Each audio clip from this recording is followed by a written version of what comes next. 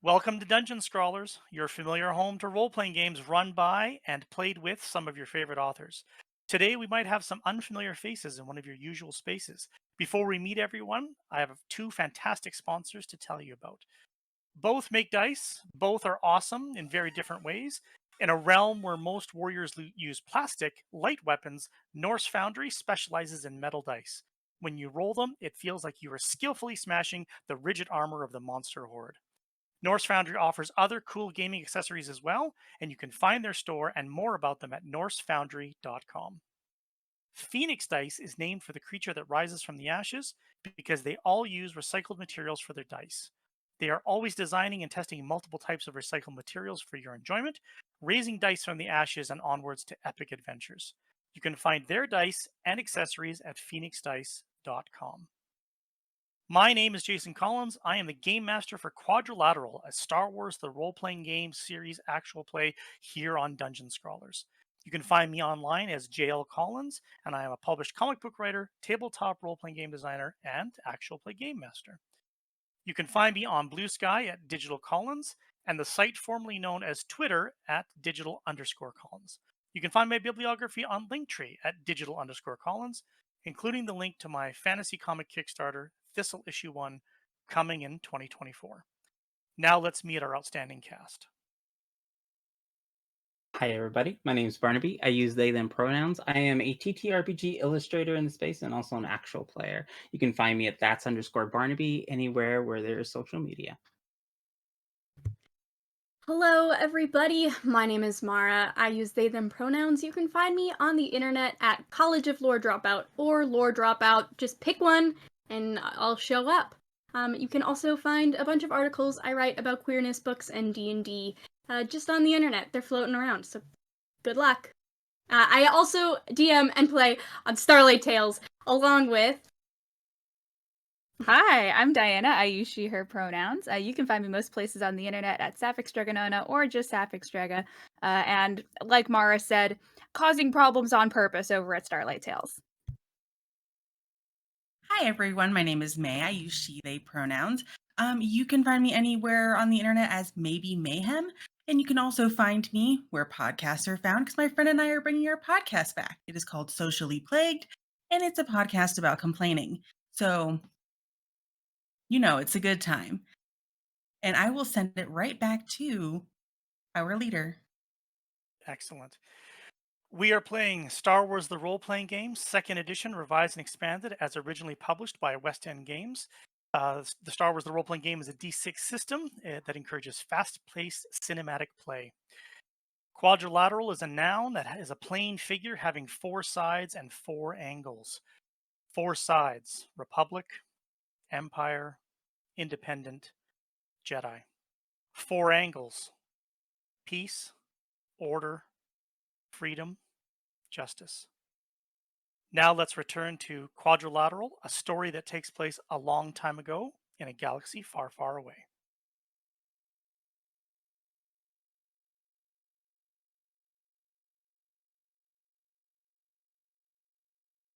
Vilrazah,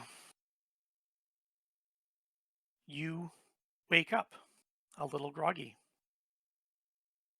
Someone's laid a blanket on you. You sit up, swing your feet over, and your bare feet touch the cold floor beneath you, which makes sense because you're in your bedroom. It is 18 years before the Battle of Yavin. You were 9 years old, and today is broadcast day. In the Love distant Broadcast room, Day. you can hear the voice of Yunaza, your mother, calling your name. Oh, better hurry. Okay. Runs down, runs down. She's waiting in the kitchen for you. Light from the morning beams in through the windows. The windowsill filled with lush, flowering plants, their smells, their scents, inhabiting the kitchen, greeting you as they do each morning. She just looks at you. Are you dressed? You wanted to go when you wanted us to be there. Yeah, oh no. Okay. 1 second. Runs back into her room, pulls her boots on, and then runs back out. Like, I'm ready. I'm ready. She said, let's Ready. go. Okay, let's go. Takes you out of your homestead, which sits atop the repair bay where your father works. The ladder, metal staircase going down the side of the building down to the street level below. The homestead's laid out before you as you pause on that small platform for a moment, and you can see all the homesteads and then the cliffs beyond, and then below the glittering of the sea, west facing, the sight that greets you every morning here in West Crag. Head down to street level. Everyone is preparing for their day. All of the Ag Corp workers wearing their uniform, walking through the streets, heading out. Local homesteaders heading to market, and many heading for broadcast day. Una walks alongside you, your mother, and looks at you for a moment. So your father and I were talking. Oh, what were you talking about? Like good stuff, right?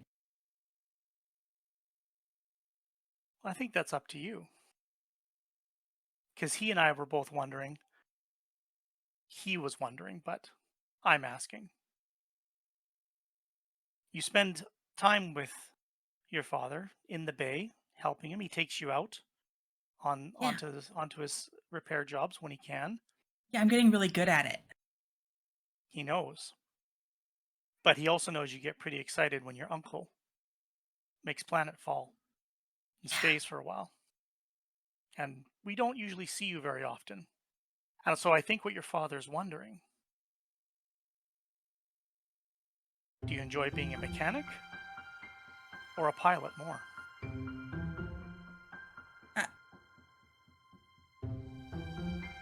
I, I do you like, well, I have never really flown things. Like, for real. Your uncle said he's shown you a few things. Each time he manages to come through, Yeah, he's pointed stuff out when I'm allowed in there. But I don't know. Piloting's pretty cool. You get to see all sorts of stuff and you can go really fast. And like it's really helpful because you can like bring cargo and people and then people get excited because their cargo shows up and it's like presents. And I don't know, it just seems really cool, but I'm like, I like being good at repair stuff because then dad gets excited and I like being good at things. she nods, and the two of you continue to walk, heading towards the community garden, and then beyond that, the bridge heading over to the market, crossing the chasm, and the broadcast tower, right near the edge of the cliffs, where you know broadcast day will be held shortly. So that, what about my job? My job's not cool? Well, I didn't say it wasn't cool. I just don't. It's a lot of. I don't understand it. You do stuff with plants, but not like the good smelling ones or the pretty ones. I don't know. Dad stuff makes more sense because it's just like if something's broken and you fix it. Yeah. And that's what I told him too, because you think just like your dad does. You can see Yeah. something that's broken and understand how it can be fixed. Mhm. As a botanist, I see something that needs to grow and I know how to nurture it. It- both jobs are making things work to the best that you can, but Mhm. it's a different way of approaching the problem. Yeah. I just like being outside more too. And you're inside like all the time. I get to go out to the fields sometimes. Yeah. Then you're like digging in dirt. And you're digging in grease, so what's the difference?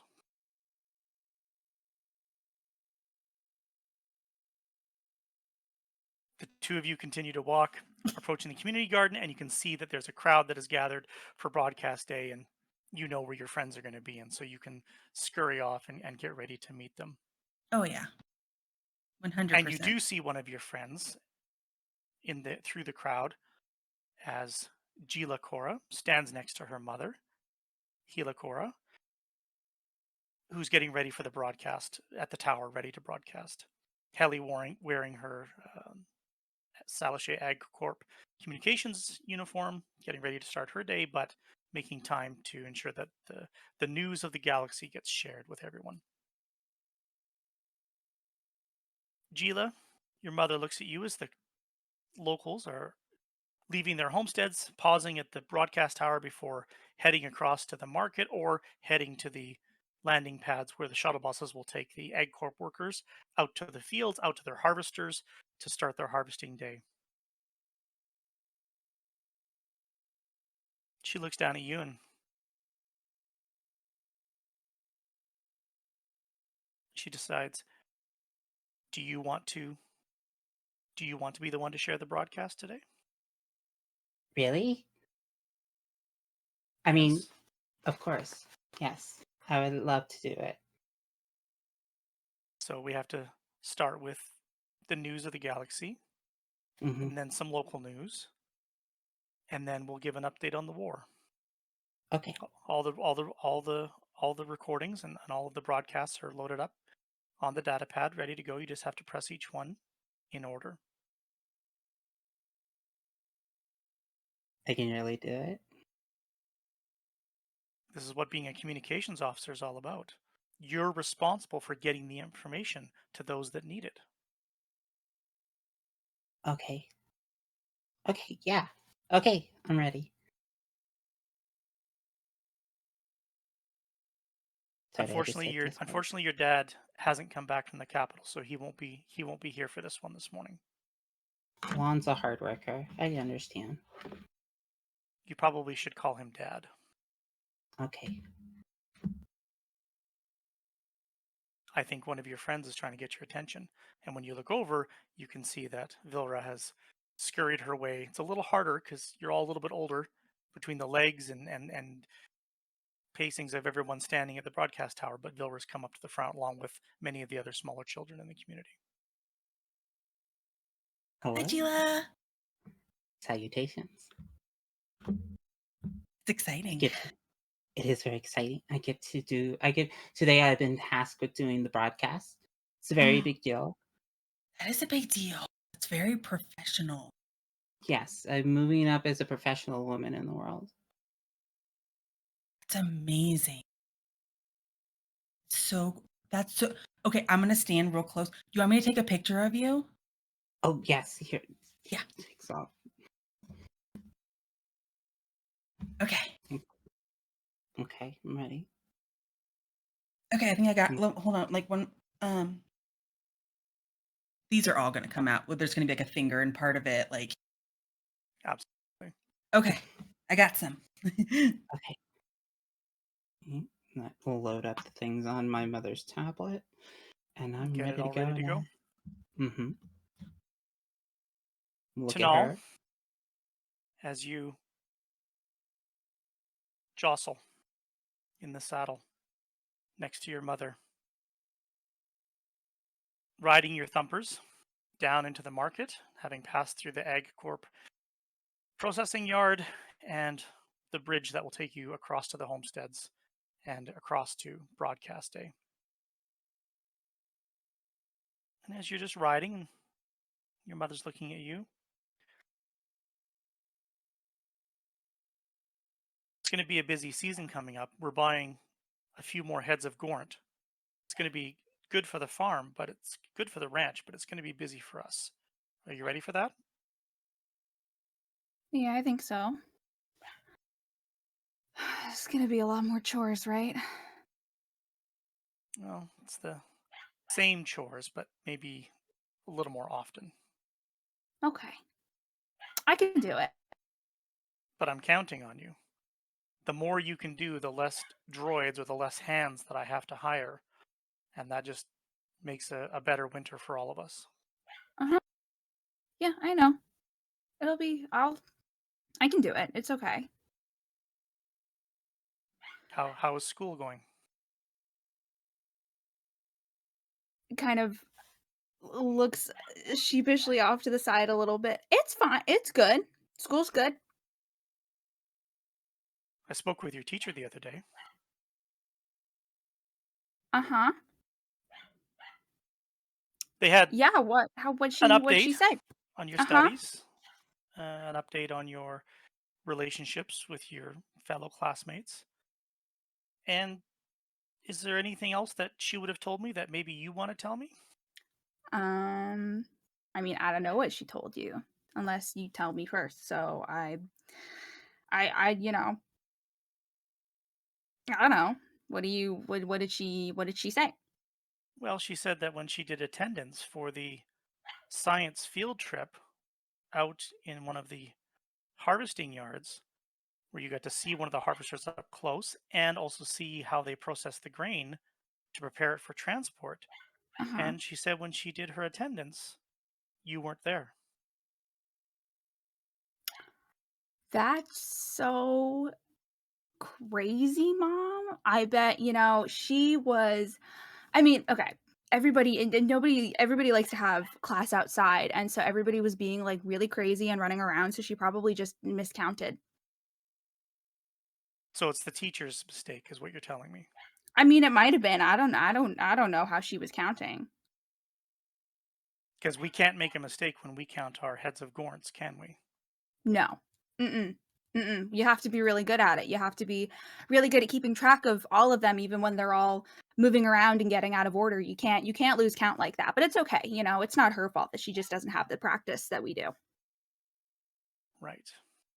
Right. Okay. Well, I'm glad that it was only a mistake, and I'm glad that you were there. And I look forward, because she told me everybody that attended the field trip is going to be handing in their report on the harvesters. And I look forward to reading yours.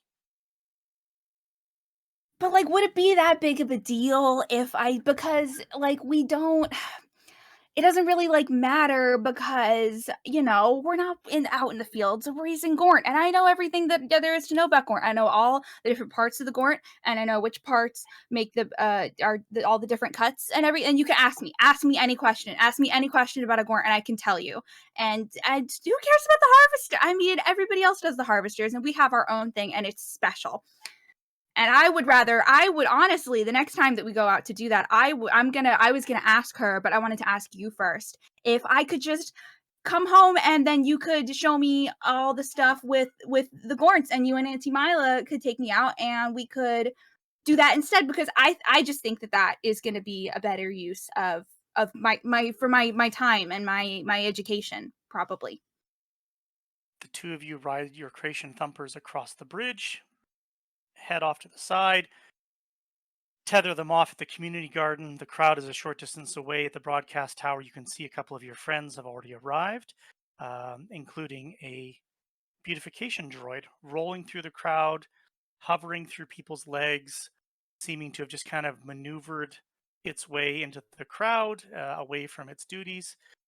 And she sits in her saddle, holding onto the reins for a moment before she dismounts. She leans forward. I look forward to reading your report on the harvesters. And then she dismounts, tethers off the Okay. thumper, heads off to a group of adults standing nearby. Okay. I hop off. I run over to my friends and I lean in and I go, guys, I need to see your homework. Like as soon as we're done here. So I it's fine. You know, broadcast day. It's broadcast day. And that's okay. But after I might need some help. If that's okay. If I can Which, borrow which, somebody's homework. which homework? The report about the harvesters, because you remember how we went out to see them and I And had you other didn't stuff. go. Yeah. Yeah, Uh-huh. you didn't Yeah, go. I I took know. pictures. You weren't there. You weren't there. Oh, don't show those pictures to my mom, please. Like if she asks for it, because I am gonna be in a lot of trouble. So this Like a is lot off of the trouble. record. Off the record. Yeah. Yeah. I'm learning the Dang it. lingo. I'm learning the lingo. Fine. Yeah. Okay. Yeah, you can look at mine. I Okay. know a lot about harvesters, so. Thank you. That is great. And I owe you one. So one something down the line. I don't know. You can decide. Okay, we're Thanks. like best friends, so I don't mind because best friends do favors for each Oh. other.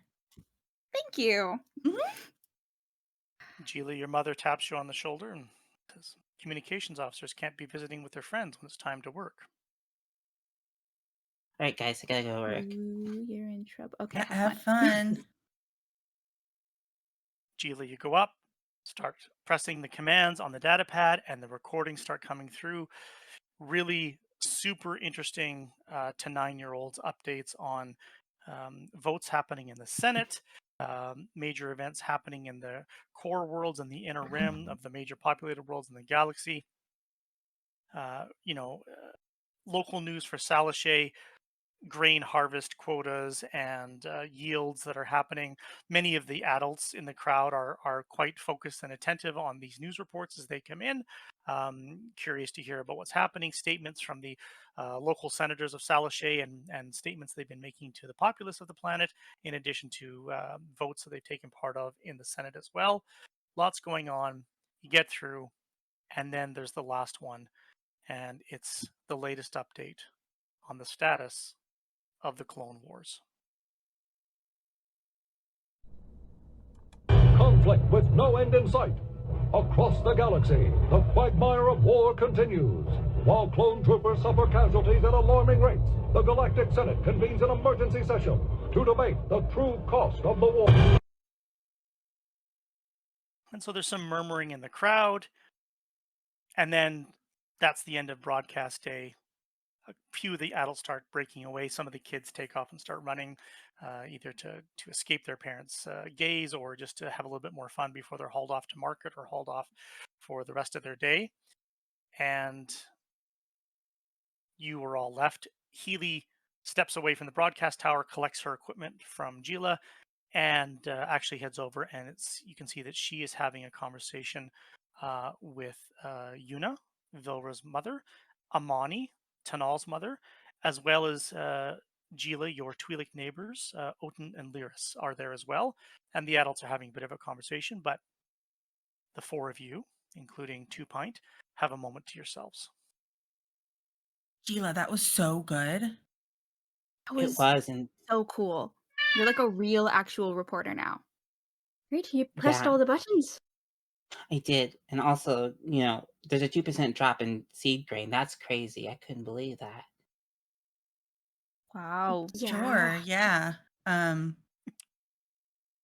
For sure. Cool. I think. We I should don't know. celebrate. We should do something.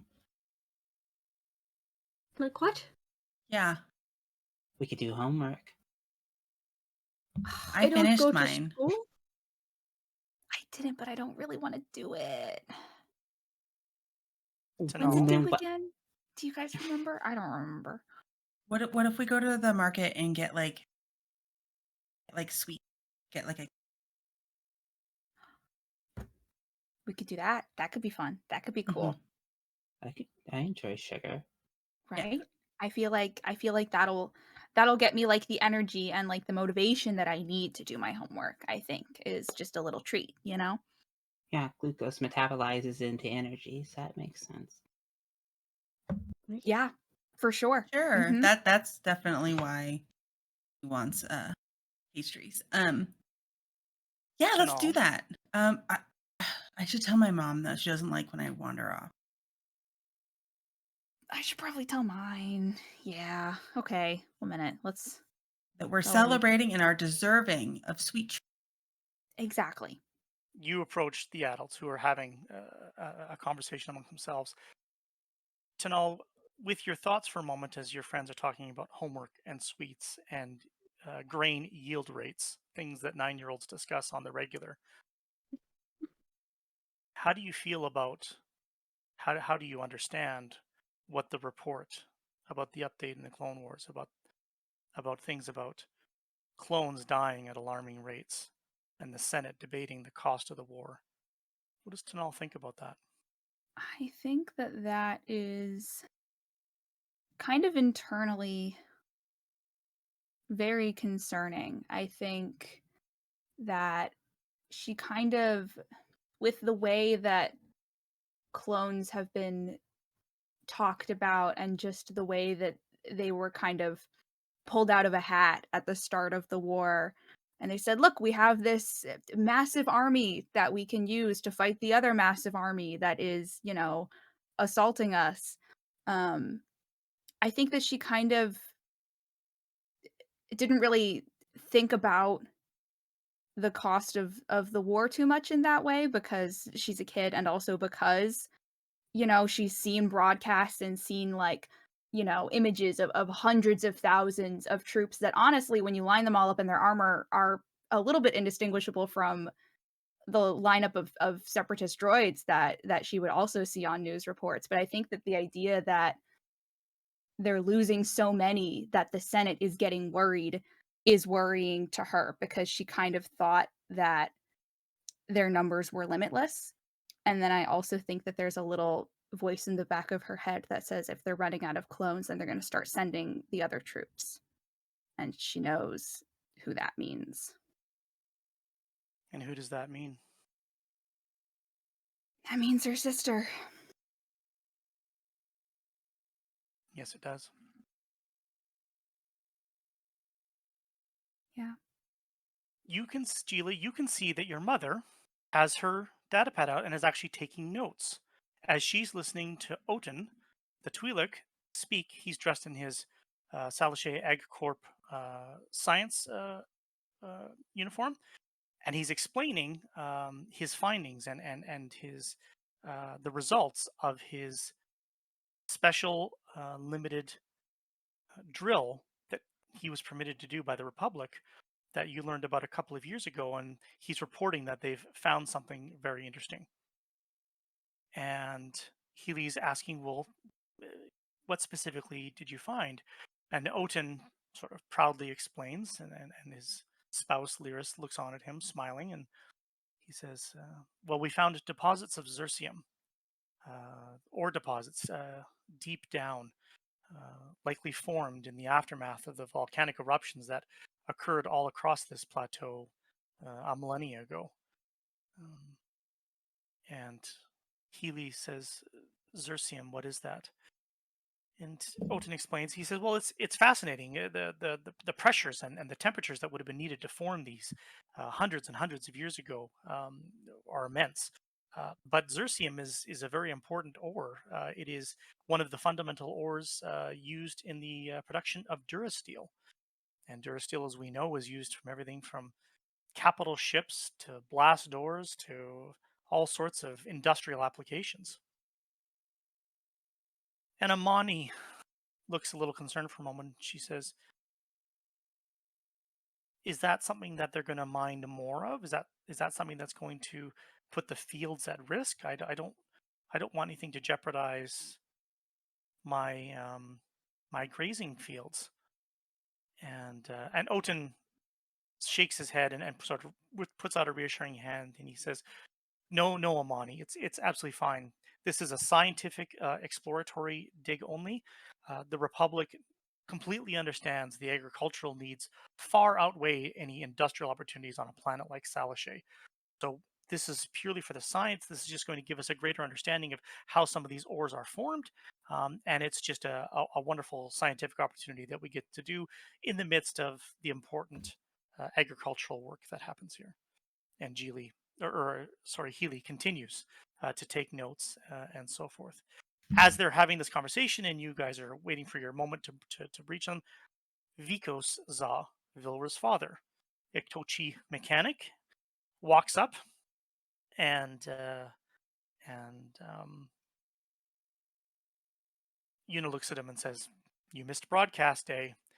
And he says, "I know." He says, I know.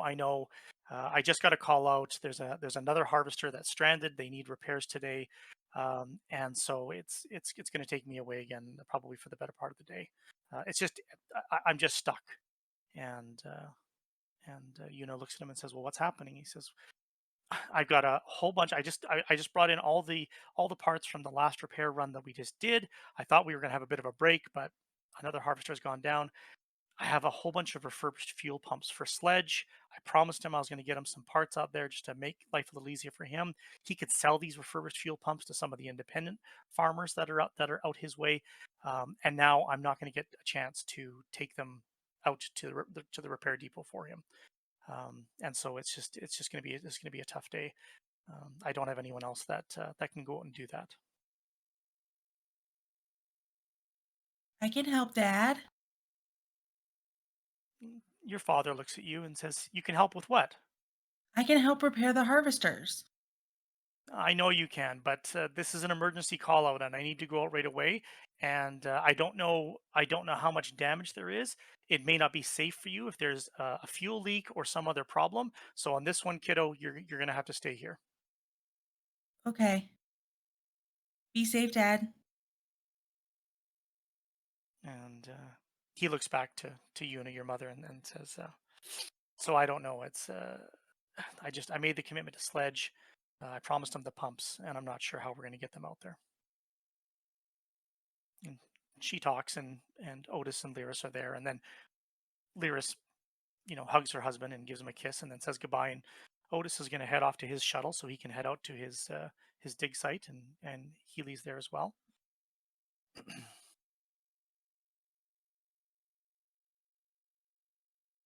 Is there another way, Vilra, that you can help your father today? Um, no. I think Tanal will kind of lean in and be like, "Listen, I'm not really good at fixing stuff, but I can move stuff. Or at least we can get the thumpers to move stuff. If your dad needs us to move stuff, we can move stuff. Yeah, the fuel pumps. Literally anything is better than writing this essay, so I will do whatever he wants." Yeah, and then if we do that, maybe should get double treats. I like the way you yeah. Mm-hmm. And then 2 point, I don't know what is a treat for you, but we'll get that for you. I'm just happy to come along, really. Okay. Yeah. Mom, I know a way I can get the fuel pumps to the sledge. I want to help Dad because he seems really stressed out. I know we just talked about you spending time with your father, and I'm sure he would appreciate the help, but that's a long way out. Are you sure about that? Yeah, my friends are gonna help, and we're gonna use a thumper. So We got faster. it, Mrs. Vilra's mom. Don't worry about it. Za, We it's are? za. Huh? Yeah, What? it'll be Oh, fun. okay. Yay, manual labor. Tanal, your mother, Amani, looks at you and says, "You've got it? What you've got is a whole pile of chores waiting for you back at the ranch. You've got Yeah, feed to and deliver, you've got the herd to get into the second gate, and you've yeah, got to make sure that all of the and I calves are being looked after. And then and I'm gonna do maybe and I'm gonna you do can all of it. ride." And I'm gonna do all of it, but mom, aren't we supposed to? Didn't you always say that we're supposed to help our neighbors when they need it? And it sounds like Vilra's dad could really use some help. So all those chores, they're still all gonna be there when I get back. They're all gonna be there. The Gorns aren't going anywhere. They don't move that fast. Tanal's mother looks at you, Vilra, and says, "Is that true that we need to help our neighbors out?" I mean, it is the nice thing, and then afterwards, I can come help with chores. you see Amani, Tanal's mother, looks over at Yuna, your mother, and they have a mom moment where they gaze, and then Yuna nods her head, and she says, "Well, helping your neighbors is important. So I think in this case, we would really appreciate your help on the ranch today to make sure Tanal gets all of her chores done first. Then you can take the thumpers and ride out." Okay. That's it. Okay. Yeah, Cool. and if I'm helping, it'll go even faster. So More It's gonna go hands. so fast. Mm-hmm. And then I think really that means you get triple treats triple if you're doing treats. more work. I agree. I agree entirely. I think that this is going to be a great day. We're going to do a bunch of stuff. And honestly, like I know it's chores, but like it's kind of fun sometimes. Like I'll show you guys. It's pretty cool. Okay. Keely And then leans Gila, over if your you want to shoulder, document for posterity. Keela leans over your shoulder, Gila, and says, "Who has treats? And what are they doing with them?" I'm not exactly sure, but I'm going to be doing an investigation on it, I assure you, Healy. She just looks to you as she says, "I have to go to work, but you're back by dinner." Yes, ma'am. And then she says goodbye to the other mums. They all have a moment, and then she heads off, and then Yuna gives Vilra gives her a little finger, and then says, "I'll tell your father to leave the pumps by the door of the bay so you can pick them up." Okay. And then Thanks. she heads off back in the direction of the bay, and Amani heads back to the Creation Thumpers and assumes that Tanal will be following, or perhaps her friends will be following as well. Mm-hmm. So you go to the repair bay. There is a case of just these old refurbished fuel pumps that your father Vikos, as a mechanic for the harvesters, has pulled out of old units, and these are parts that he has promised to Sledge. Sledge, who runs the independent repair bay out in the fields, servicing some of the independent farmers and smaller operators in the area. And your father's trying to do right by Sledge and keep to a commitment that he made to provide him these parts. You're able to double up on the saddle on the Creation Thumpers and ride with Tanal's family back up through the market, back up the ramp, through the long tunnel that takes you all the way back out to the fields, ride the lift up, and then the lift up takes you out to the fields, and then the family ranch is immediately to the north and west, stretching all the way to the cliff's edge. Cliffs which sit 100 meters above the settlement of West Crag, which sits on a rocky crag, and an unlimited view of the gleaming ocean beyond that. Your morning is spent being on the ranch. There is Gaunt droppings, Gaunt slimy nuzzlings, all to do with feeding and herding and tending to the Gaunts. You see Tanal doing some medical treatment on some of the Gaunts, tending to some of the newest calves that have been born, and in addition, making sure that the Thumpers are penned and fed and kept safe as well at the same time. Tanal says it is fun, but fun is also heavy, hard work, sweaty work that takes you past noon and into the early afternoon. But eventually, at Tanal's guidance, everything has been completed. The animals are tended. The list is mostly done. Probably a couple more things that Amani would ask her to do. But Tanal says you can saddle up the Thumpers, load up the pumps, and head out east toward the repair depot. Awesome. That wasn't too bad, right? No, I'm covered in snot, which isn't great. Yeah, they're a little bit drippy sometimes. Mhm. But it comes right out in the wash, honestly. It's not that bad. Yeah, I'm not wearing like my good jumpsuit today. Okay, So, good. but that's fine. My arms are really tired. All right, yeah. It's Yeah. I don't know. I guess you get used to it after a while. Yes. It's so Or- hot out here. Really? I'm getting a bit of chill, but I finished your homework. oh my god, thank you. Thank you. You didn't use like you put a couple you like misspell a couple of words and make sure that it's not like too good, right? Because then the teacher's definitely gonna know. But I never commit a spelling error on purpose. That's crazy. Right, but I make them on accident. That's okay. It's great, and I'll sprinkle in a couple of,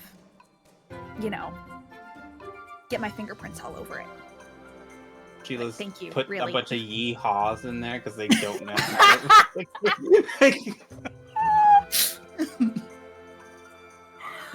Oh my god. Yeah. Perfect. It No, reads that- like Gila wrote it, but there's just a random yeehaw thrown in there occasionally. I think Tinhall's a A little y'all is that what every you now guys and sound then. like?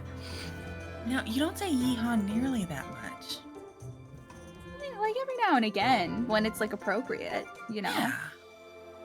It's fine. It's fine. I'm sure just kind of. Do I say yeehaw a lot? Is it like weird? Am I I try to I don't keep care. it Never once mind. per What am I paragraph. talking So hopefully that works out. Okay.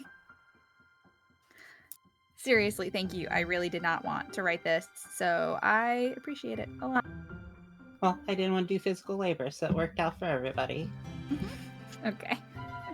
Tanal, do you have Gila ride with you, or do you ride with the cargo and let Vilra and Gila ride the other thumper? I don't know. I think. Do you think Vilra would want to like ride with the cargo to like keep an eye on it? Because I think So I'll take Gila with me and leave the cargo to Vilra because. Yeah. 2 Pint will hitch on and just get Wow. dragged along as before. Mhm. Tanal, Water this is skiing. old hat for you. This is no problem. Vilra, you have ridden the thumpers a few times, and so it's pretty familiar. But with a cargo of fuel pumps on the back, the thumpers are not bothered by the weight. But I'm still going to ask you to make our first roll of this session and roll your beast riding for me, please. Absolutely. I'm going to include the d6, and one of those d6 is going to be your wild die, which can explode if it rolls a 6, which means you get to keep it and add it in and roll it again. It But did you not also need to let me explode. know if it rolls a 1 as a complication. I got a 5. I rolled really well on my other dice, so 25. Well, Tanal, she is handling the thumper like she's been on the ranch her whole life.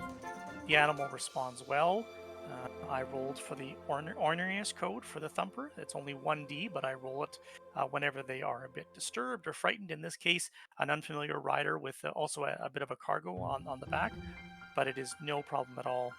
And Vilra rides like a pro.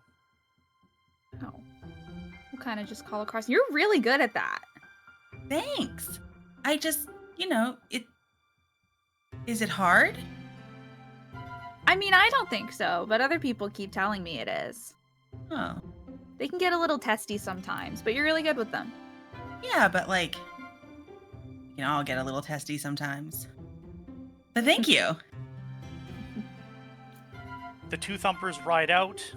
Beautification droid attached to the saddle on the back, getting towed along, hovering on their repulsor drive. And you crest the small hills leading up and away from the ranch as you ride around the lake that extends at the end. And you get up to the crest of those hills, and you just see the golden waves of grain fields wafting in the distance for 100 kilometers or more beyond the vanishing point where you can no longer see. The sun is hitting the afternoon, so it is starting to descend in the west behind you as you ride east, and you have this beautiful clear day all the way out to the repair bay.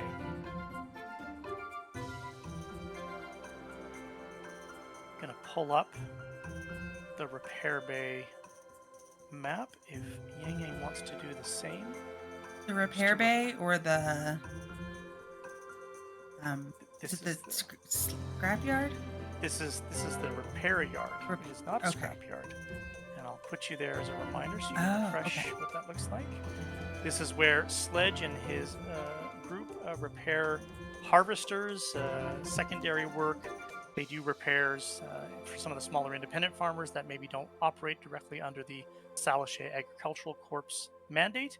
And he operates this repair bay out in the fields, surrounded by the grains, as you can see. There are 2 grain silos that frame both sides of the repair yard, and this is where Sledge and his group work, and presumably live and work. You ride for a short while, heading out, and Vilra, in the fields adjacent to the repair yard, you see a very familiar Carillion freighter. My uncle's? It is your Uncle Crim's freighter, parked out here at the repair yard. You Weird. didn't know that he was coming planet side. That's so exciting. Yeah, I think she runs up to go and try and find him. Or ride up. Ride up with the thumpers, get to the yard. The yard is a bit noisy and mechanical and smells different, of course, because of all the repair work and so forth that goes on. The thumpers aren't really crazy about riding right into it, so you typically would ride them up to the edge of the field, and then you can dismount and take off the cargo of the fuel pumps and bring them in on foot into the yard. It's my uncle's ship, Uncle Crim. Oh yeah. What's he doing all the way out here? I don't know. It's weird. Huh. Usually we know, but I guess I don't know. It's just exciting. I don't get to see him that much, so Maybe he's trying to surprise you guys. maybe, or just it's just an unscheduled repair. I hope True. everything's okay. Yeah. Well, you want to go check? I can start unloading. Yeah, that'd be great. Thanks so much. And also, they're really heavy, and I can barely lift them. It's okay. I got it. Okay. Tanal handles the cargo. I'm going to assume Two Pint would probably help with that because Two Pint can do a little lifting themselves with their winch and just overall usefulness. And then Vilra, you will head in to the yard. Gila, do you stay with the thumpers and the fuel pumps, or do you accompany Vilra into the yard? I think I would stay with the manifest, looking for somebody to sign off on it. To do that, you can see that there are people in the yard in the short distance away. So that's where you would find them. Nobody comes out to greet you at this point because the thumpers are quite quiet with their stride, and so at this point it seems there's a conversation going on in the yard, and nobody has noticed the approach of the thumpers at this point. No, the poor customer service, and keep wandering around looking for somebody, an adult to sign this. Sure. Vilra, as you get closer and as you look past the repair bay where the harvesters can pull through, they can do their work, you can see that there is a few men standing in a smaller circle. You can see Sledge standing there, one of the workers that works for Sledge, and you can see Uncle Crim. Uncle Crim, your Ektochi uncle, brother to your mother, the Ektochi distinctive horns coming out of the side of his face, running parallel to his jawline, and he is wearing his leather jacket with a slightly padded pauldron on the one shoulder, high knee-high boots, dressed very much as he would when he is on his ship. Uncle Crim does have a blaster on a holster on his leg. And there are some cargo containers between the men as they're speaking, and it seems that Crim and Sledge are speaking. And as you get closer, you can hear Sledge's voice, and Sledge has opened the crate and is fishing something out of it, but his voice His voice is a little loud, and he seems a little frustrated as he holds up what you recognize as a blaster coming out of the crate. And he holds it in his hand. And he looks down, and he pulls up another blaster. And Vilra, you recognize this blaster. It is the kind of blaster that you've seen on holos when the clone reports are being broadcast, and they occasionally show an image of a separatist battle droid and their weapon that they use in the war against the Republic. You don't know much about it, but you just recognize what it is, and it appears that there are different weapons in this crate that Sledge is pulling out one after the other as he is talking, as he is almost yelling at Uncle Krim. I can't use these. What good is this? This is separatist. Who am I going to sell this to? If anybody sees this, it's my head on the block. And Krim's holding up his hands, and they haven't seen you yet. They're very focused on each other. You can decide if you're going to stay at a distance or get closer. Stay at a distance now. There are blockades everywhere, Sledge. The Republic has stepped up. There are fleet movements that I haven't seen in 2 years. Something is happening, and it's getting harder to get this type of delivery for you. Now, look, I get it. My supply, my contact for the supply, he fell through. He didn't give what you wanted, and he couldn't provide me what I needed to deliver. But this is it. This is what you get. And if this is no good, then I'll take it somewhere else. But you need to decide right now if this is what you're gonna take. And Sledge is like, this is how we survive. This is the only way that we can make enough credits on the side. The repair work is just drying up, and I can't continue for another season like this. This was at least a little something on the side that we could do, and now you're not even giving me that.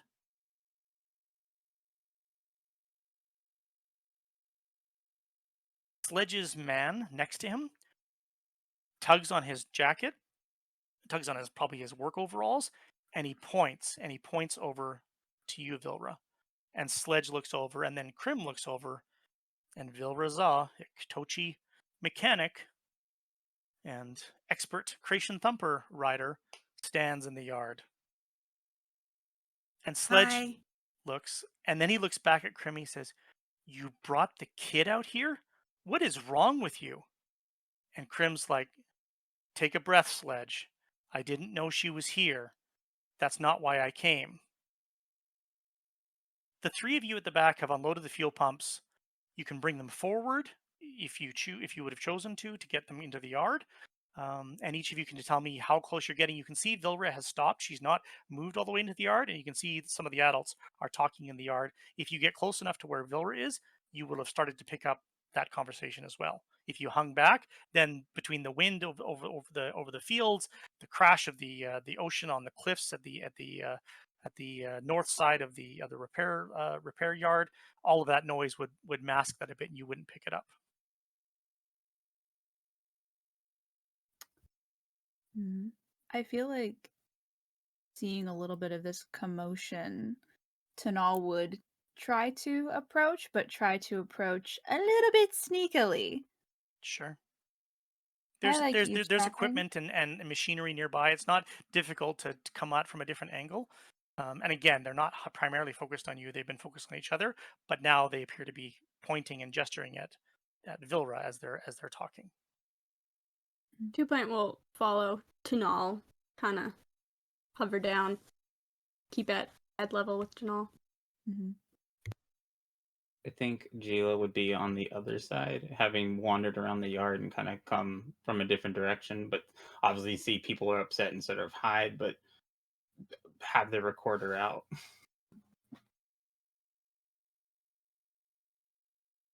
Sledge says, "So look, let's just finish the deal, and I'll make sure the kids get out of here." And Sledge looks over at Vilra again for a second, and then looks back at him, and he says, "This isn't what we agreed, and this isn't what I was paying for. And frankly, I don't understand why it is that you think that you can just take advantage of me like this. And Krim's like, I'm not taking advantage of anybody. Sledge's man nudges him again and kind of gestures over at Vilra, and Sledge is like, just get the kid and get her out of here. And he kind of gestures at the man, and so the worker steps past Sledge as if he's starting to walk towards Vilra, and Krim takes a step to the side away from Sledge next to the man, and his hand drifts down to his side, and he says, "You're not taking anyone anywhere." And he kind of gives the worker a look, and the worker pauses for a moment, not seeming like he wants to challenge Uncle Krim, and then looks back to Sledge for support because he's following Sledge's lead. And Sledge is like, now she's seen it. Now she's seen the delivery. So what are we going to do about that?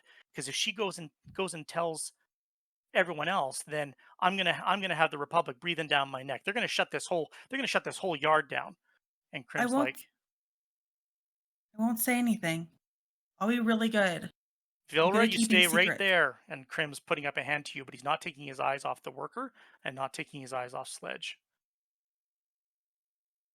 Vilra, you look and you can see Tanal close to you, a short distance away. She's kind of edged up against some machinery and she's kind of looking around, and you can see Two Pint kind of bobbing behind her as she's standing there. Tanal very much has a look of it's like we'll make a little bit of eye contact with Vilra, and there's a little bit of like a, do you need me to?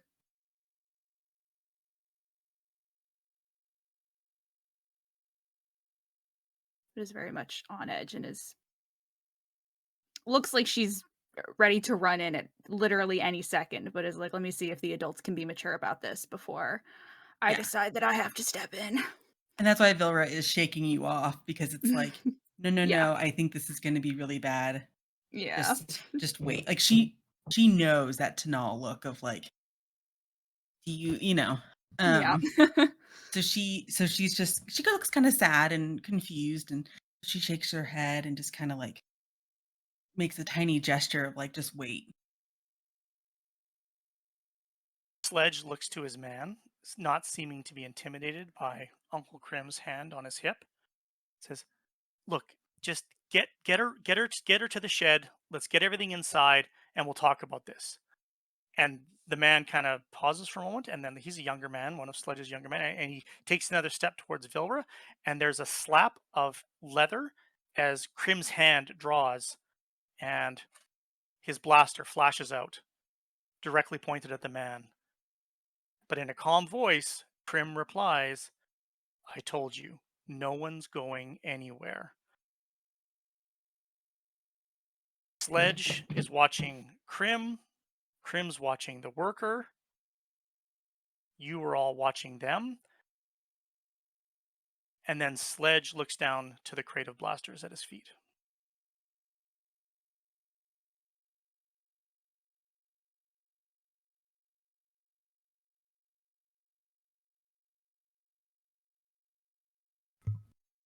Vilra's still standing a little bit in the open. Tanal's next to the machinery.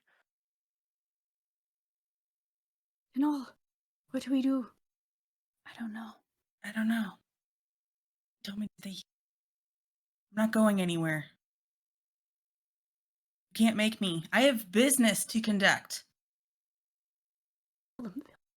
Krim, Uncle Krim looks over to you, and he has like this really stern look. He has his blaster drawn. He's pointing it at this other man in a very serious way. But he looks at you for a moment, and he just kind of gives you a wink, and then he focuses back. And then Vilra, you look over, and again you can see Tanal and there, and then Gila, is a short distance behind you. Vilra, I want you to make a perception check for me. Okay.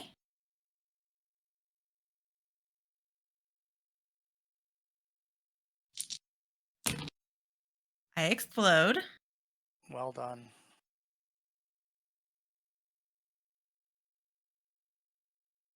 So I'm Roll- at 12. The roll other the dice didn't do great. That's okay. Roll your perception, including the wild die. The wild die rolled a 6. You get to keep it, add it into your total, and roll it again. Fantastic.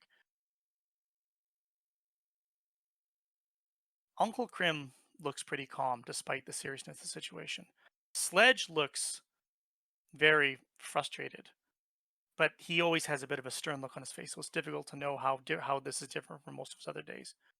And Vilra, you can sense that the worker boy, probably not much older or the same age as Tanal's older sister would be, he's afraid.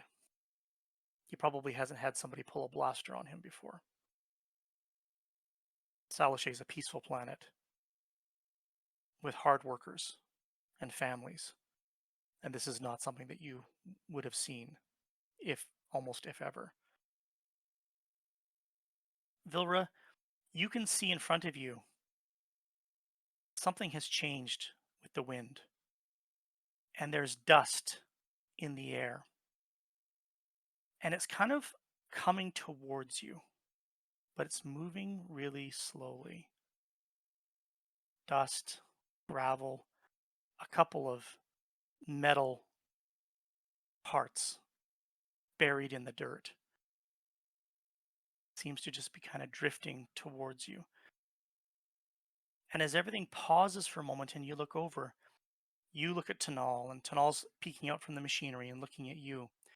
And you can see Tanal's face, and you can see Tanal's hair kind of drifting, just like the dirt is, away from her head. And Tanal's face is kind of still got that like stern, supportive, ready to go.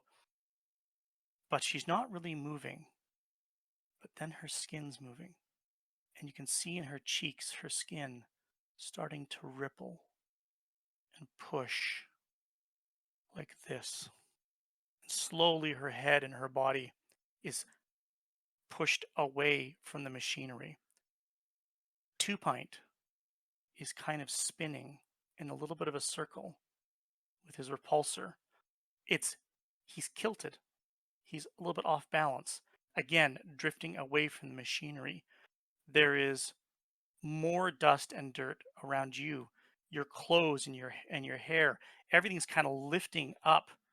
You feel like you're being slowly pushed away from the yard and away from your uncle. And you can see Tanal is almost being lifted off of her feet. And out of the corner of your eye, you can see the young man who's standing in the yard appears to be off his feet, and one of his boots is separating from his foot as it has flown off of his foot. And for a split second,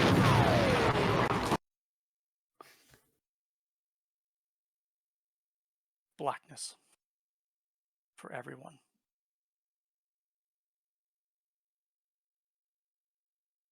Vilra, you open your eyes. You were laying on the ground, in the grain. You were not standing in the grain. The grass is waving above you. There is soot and debris in the air. You can taste dirt in your mouth. Your body is numb. It's almost like you're frozen. And then a shadow appears over you, and Uncle Crim's face with his horns on his chin coming down, and he's looking at you, and he's grabbed you, and he's starting to shake you and yell at you. And as your vision refocuses and you can see clearly his face in front of you and his very alarmed expression, and he is covered in dirt as well, he is yelling at you, and it sounds like this.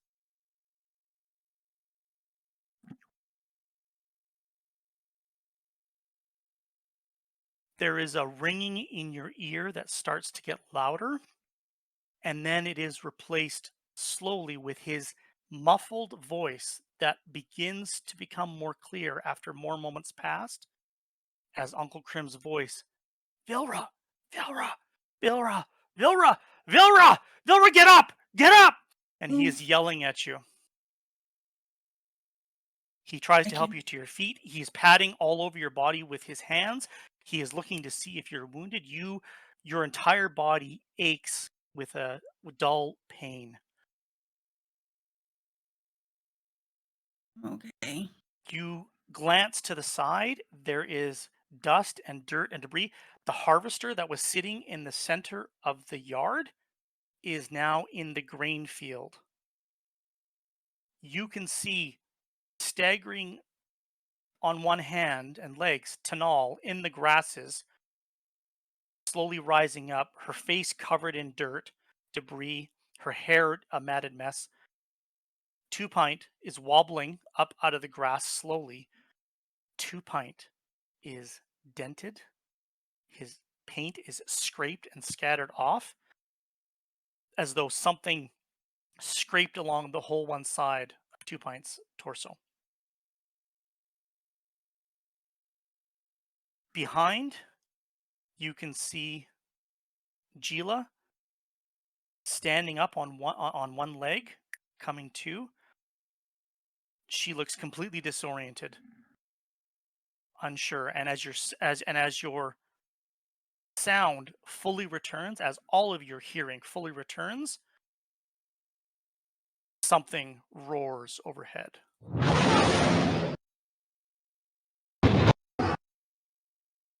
Two fast-moving ships fly over the yard, circling out over the grass. Uncle Krim has you. He's holding you up. He's making sure you're okay, but his eyes instantly go skyward, and he starts to follow the ships as they come around, and then he tackles you and drives you into the grass, and all of you hear Uncle Krim's voice yell out, "Get down."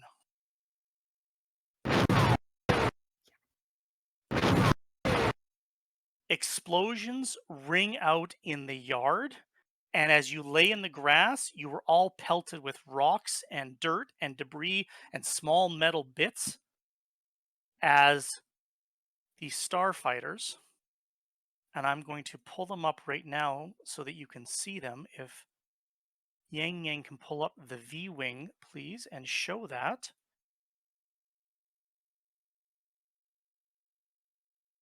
Two fast-moving starfighters fly overhead, and all of you, without knowing much about what this is, recognize who it belongs to. This is a Republic V-Wing starfighter, and it just dropped bombs on the repair yard. Krim focuses back on you, and he says, "You and your friends need to go. Go home. Find your mother. Find your mother now. Go!" And he pushes you away from him, out into the fields, away from the yard, as he stands up and he's looking at all the kids, making sure everybody's on their feet. Go! Get them home! Get them home! Okay. And I was just like, come on, and we'll come and I think put one arm kind of under Gila to help them a little bit and just start booking it back to the Thumpers. Krim, will you be safe? You have to go too. It's not. And Krim says, "I know. I'll go. I'm going. You go as well." And he starts running towards his freighter. Tanal, the Thumpers are long gone. You can run into the grass, but everybody can make a perception check.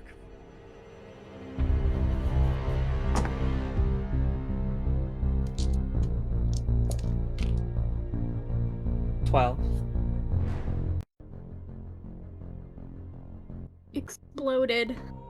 Ooh, Also 2 a Pint. 12. 14. Tanal, 12. 2 I got Pint. it. You see, parked at the edge of the yard, protected from the bomb blasts, from the harvester that was shoved dozens of meters across the yard into the field, is one of their local land speeders. Right. This way. Everyone this way. We're gonna get to that speeder.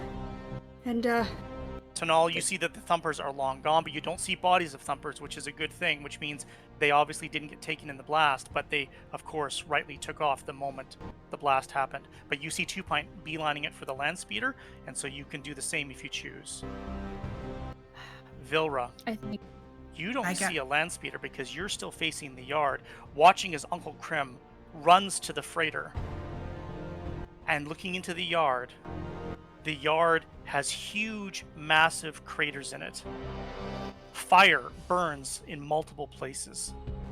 You recognize what was one of the fuel tanks for the repair yard where they refueled the harvesters. That fuel tank is gone and has likely spread its flammable fuel across the yard. Multiple fires everywhere, including a short distance away from you, lying face down in the dirt, Sledge, the entire left side of his body in flames. He's right there if you want to put him out. I do want to say I got a 1 on my wild die. On that perception check, Yes, I did. I got a 10 total, but a 1 on that. that means you're going to continue to add that one in and you get your total, but it means I reserve the right to add a complication. Mm-hmm. So you can hear your friends yelling, 2 pints vocabulator spouting out about something that they can get to, but you can see Sledge's body as Krim runs to the freighter. You can see Sledge's body in front of you. It's on fire. If you choose, you can help Sledge, or you can turn to your friends. I'm going to put him out. Okay. He's not the greatest guy, but Gila, with your perception check, you see that Vilra, still staggering, her equilibrium off, isn't running towards the land speeder that 2 pint and Tanal are running towards. Vilra's Vilra's staggering into the yard towards Sledge's body that's on fire. And you see and hear the rending of metal as one of the grain silos nearby has taken fatal damage to its foundation and is already leaning and is starting to topple, and it's toppling right towards Vilra. I think Gila would scream and run as fast as her little tiny legs can carry in hopes of like either knocking over or pushing Vilra. Vilric isn't moving very fast. She was closest to the blast. She is out of it.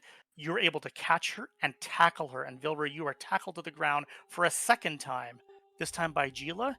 And as you do, a grain silo smashes into the yard meters from where you were about to step, but now separating you from Sledge's body, which you cannot see anymore.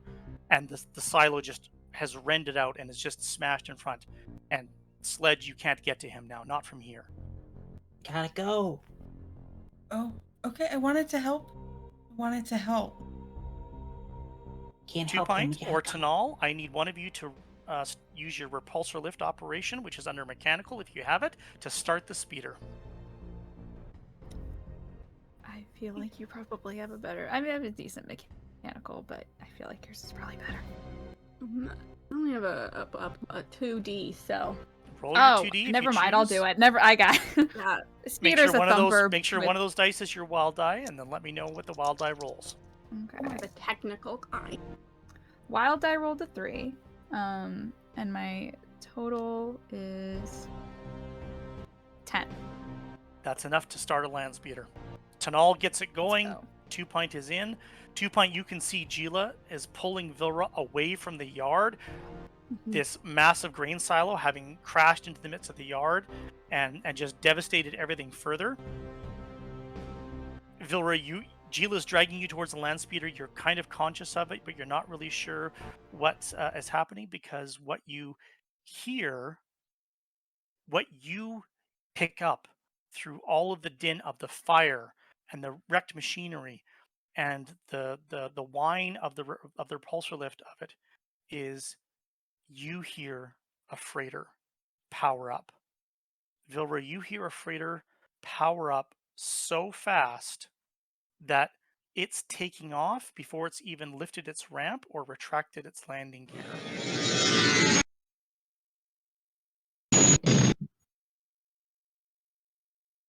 No priming the electrical, no starting the electrical, no priming the fuel pumps. Full power to the engines as Uncle Krim roars to life with his freighter. And when you do that, Vilra, when you start that fast, what's that called? Do you remember? A cold start It's a cold start. What's the benefit of a cold start? gets you out of there real fast. And what's the risk of a cold start? Kaboom. You don't test the system before you take off, and you just don't know. Uncle Crim's freighter roars to life and then dives from view off the cliff as a Republic V-wing immediately pursues. Vilra, you end up at the land speeder. Tanal's got it running. It's hovering. It's moving. It's making some odd noises, but it is running. But you can see that that it doesn't have a bit and a bridle, and it doesn't take feed. And so Tanal's not really the most skilled at doing this. For the purposes of everything that we're doing right now, everybody is considered to be wounded. So you are all minus 1d to your rolls for the next little while. But Tanal, do you take over controls or do you let Tanal steer it out of there? I wouldn't sit. I can do it. I can do it. I can do it. Are you sure? Yeah. Okay, Yeah. Yeah. let's- Yeah. Okay. All right. Yeah. All right. We'll kind of slide back in the seat a bit.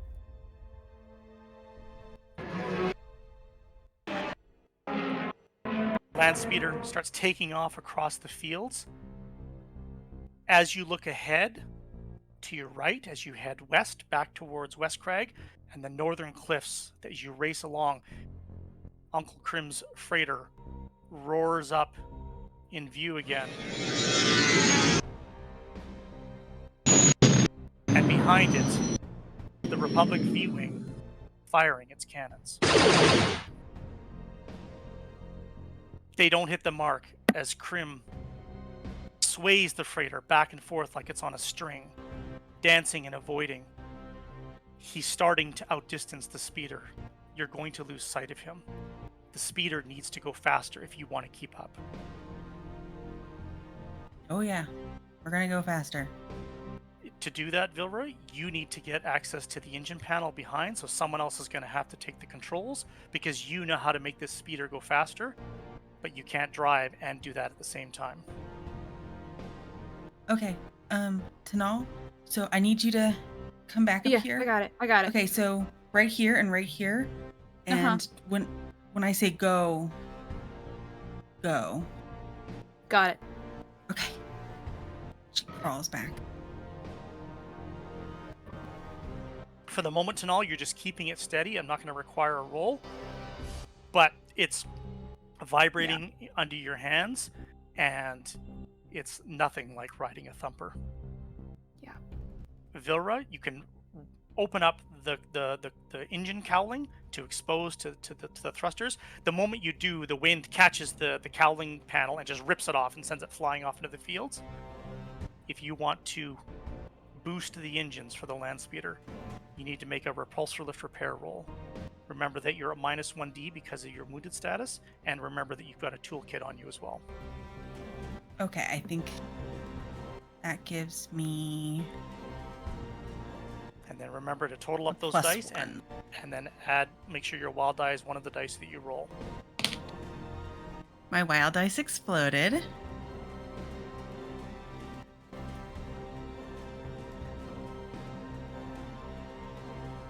So 18 total. You see Vilra diving into the engine as it's running, as you're drifting across the grain fields, following the hills. The freighter and the V-wing dogging with each other in the sky next to the cliff. They dip from view and then come back up again. And then the engine on the land speeder starts to make a noise. It's louder. Tanal, you're going faster and faster. Tanal, Is it supposed to make that sound? Yeah.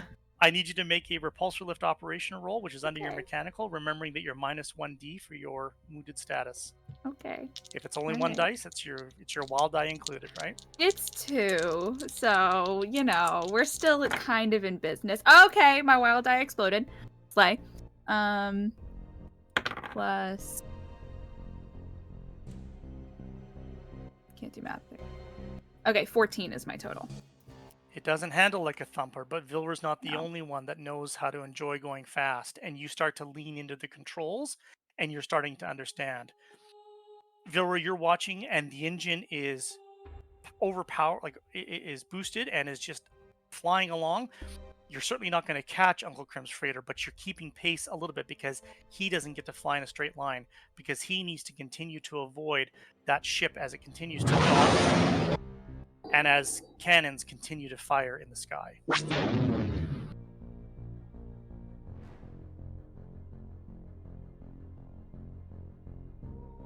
Gila, you're holding on.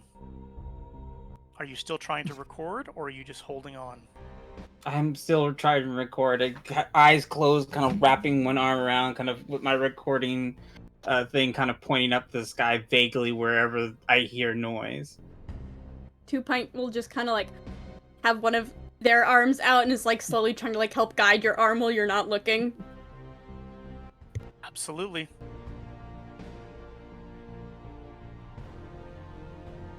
Vilra, you recognize what's happening in the engine cowling.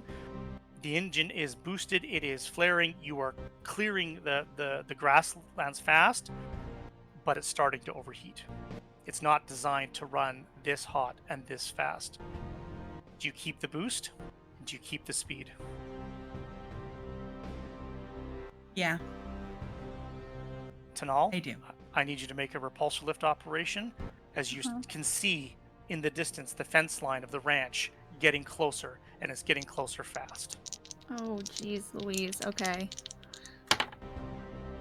Okay, that did not explode, but it's also not the worst thing in the world. A total of 9? Okay. The difficulty for this, because of the enhanced speed and the uneven terrain, is a moderate difficulty, which starts at 11.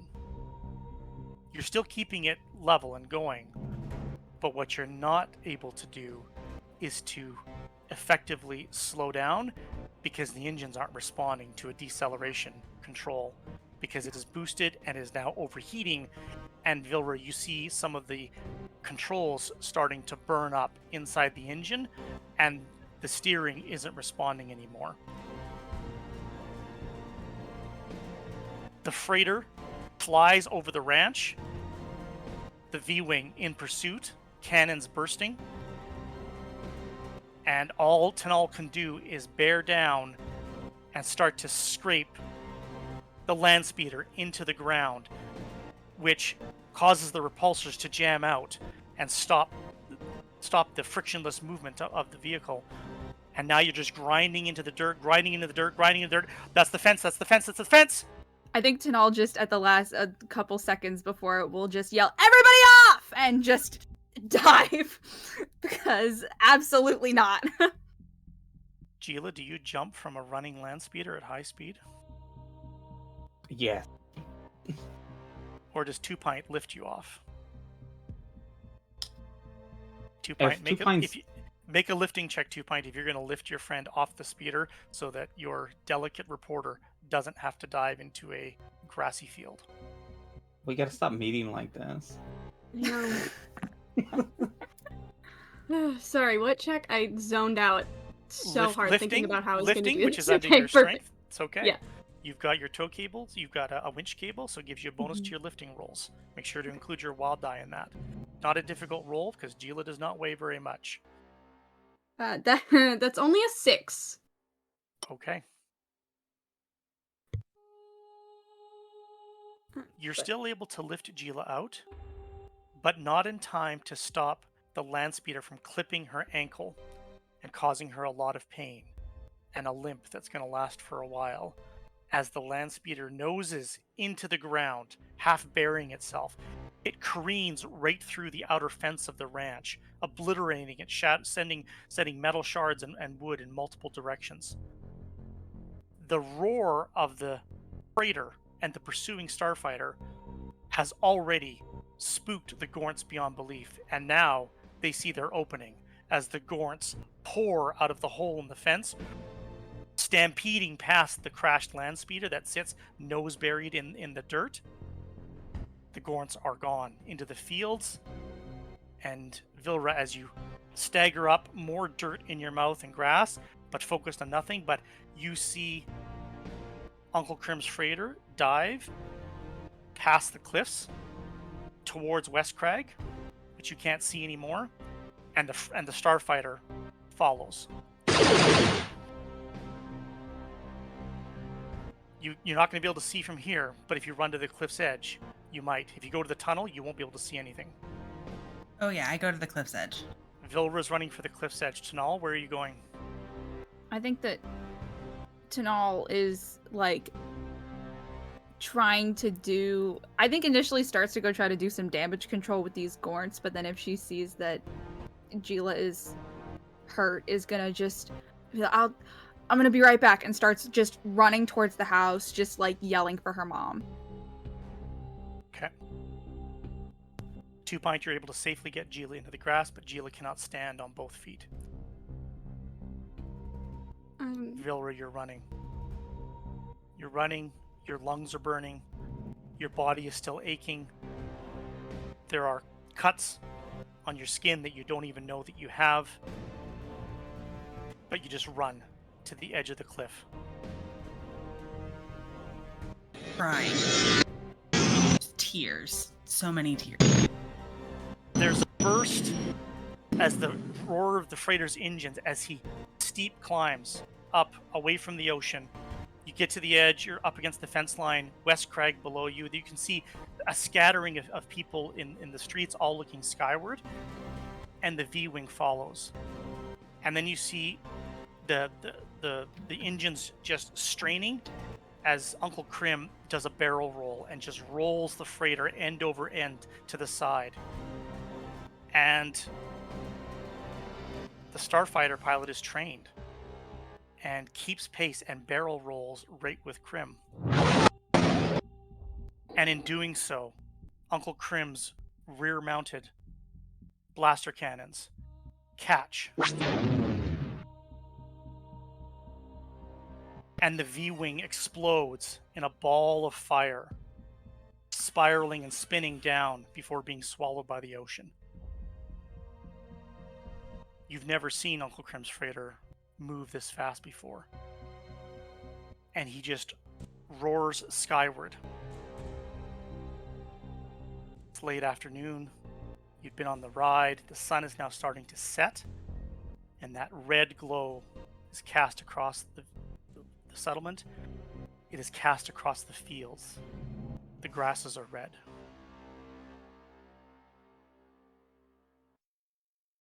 And then, Vilra, the sun is gone from your face as a wedged-shaped hull descends out of the clouds, blocking the sun.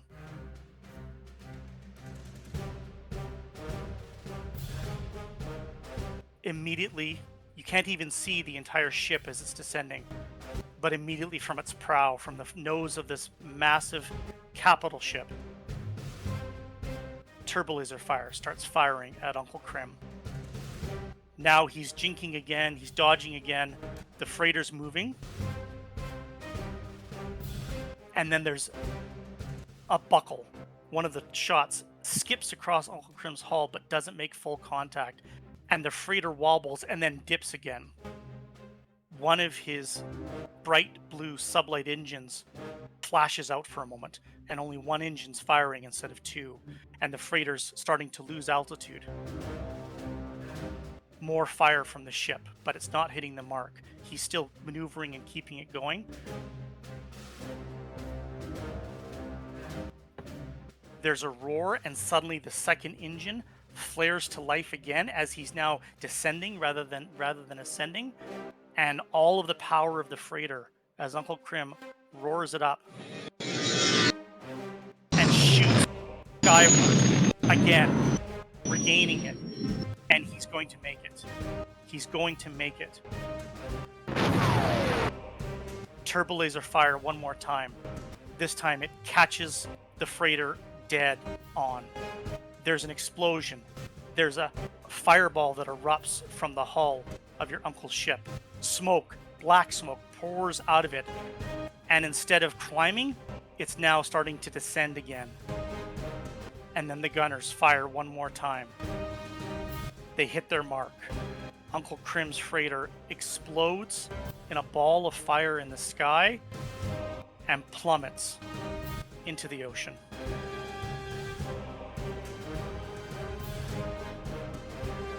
Vilra, the sun has now descended past the hull of the capital ship as it starts to get swallowed by the ocean. This massive, triangular-shaped cruiser descends from the clouds above West Crag. More V-wing starfighters are descending from the ship towards the settlement and towards the fields, some branching off in different directions. A 3-wing shuttle is descended towards the settlement, escorted by fighters. And as the sun sets on West Crag, hope sets with it.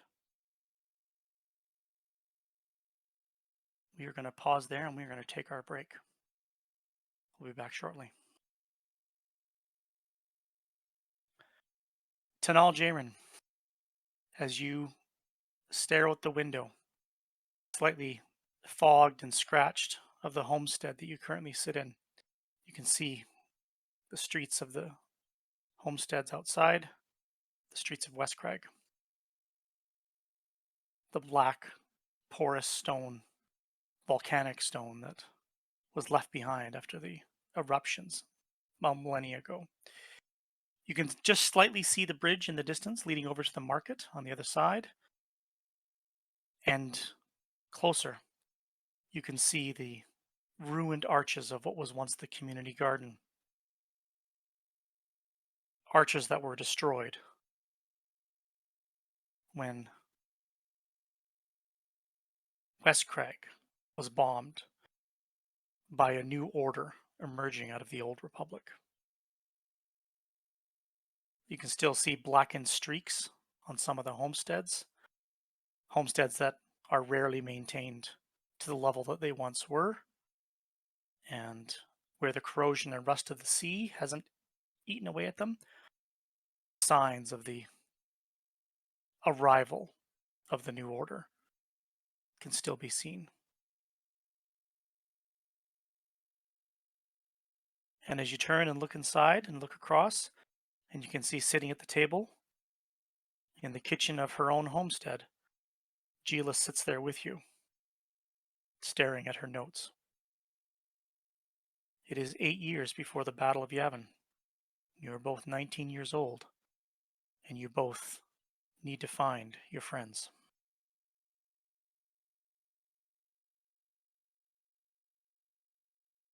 What do we do? I don't know. I don't know. You were the one who was supposed to have the answers, Gila. I don't know what to. I'm sorry. I mean, obviously, we have to go back and get her. Yeah. Yeah, we're not just gonna. Look, if she can't talk her way out of it, then they'll probably take her to headquarters, which is where we were going anyway. So So we continue with the mission. yeah. I think so. We're in an informational hub. Once we're inside, we can find out where they are. We can Right. then retrieve them and get them back, and we can do this.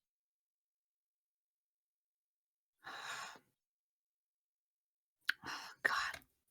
So stupid. That was really. I'm sorry. I didn't think she'd stay. Vilra always stays. Yeah, I know. On the table in front of you, Gila, your mother's slim, silvery but burnished and faded Imperial code cylinder, the one that she used every day in her role as a communications officer for the Salashay Agricultural Corporation, a role that had less and less importance in the years that followed the arrival of the New Order. But you know, if it still works, this would give you access to any areas of the Salichet Ag Corp outpost here in West Crag that her security gave her access to, including her old office, which you know how to find. She took you there as a child several times. So we're gonna try to get through the ag, get up to my mother's office. We're gonna try to log into security codes and try to get a layout and see if we can access it and find Okay. Vilra. Okay. And in the crate that you brought back with you in your haste, crate smuggled into the settlement by Tanal's Aunt Mila, who runs grain shipments for Gila's father back and forth to the capital. 3 in fact, because there was 3. Salichet Ag Corp operations uniforms that, including caps that you can wear to assist in helping you get inside. Something that would have been easier if you had somebody with their own access, their own security codes, like a droid, for example, that could have done so. But your droid isn't with you. Your droid is wherever Vilra is. And so now it's just the 2 of you. No, I'm not great at comforting people. I can offer physical affection if that would. It's okay. We're gonna get them back. And we're gonna find out what happened to your mom. And I'm gonna make it home in time for dinner somehow. Probably. Yes. Historically, we've always made it back in time for dinner. Yeah.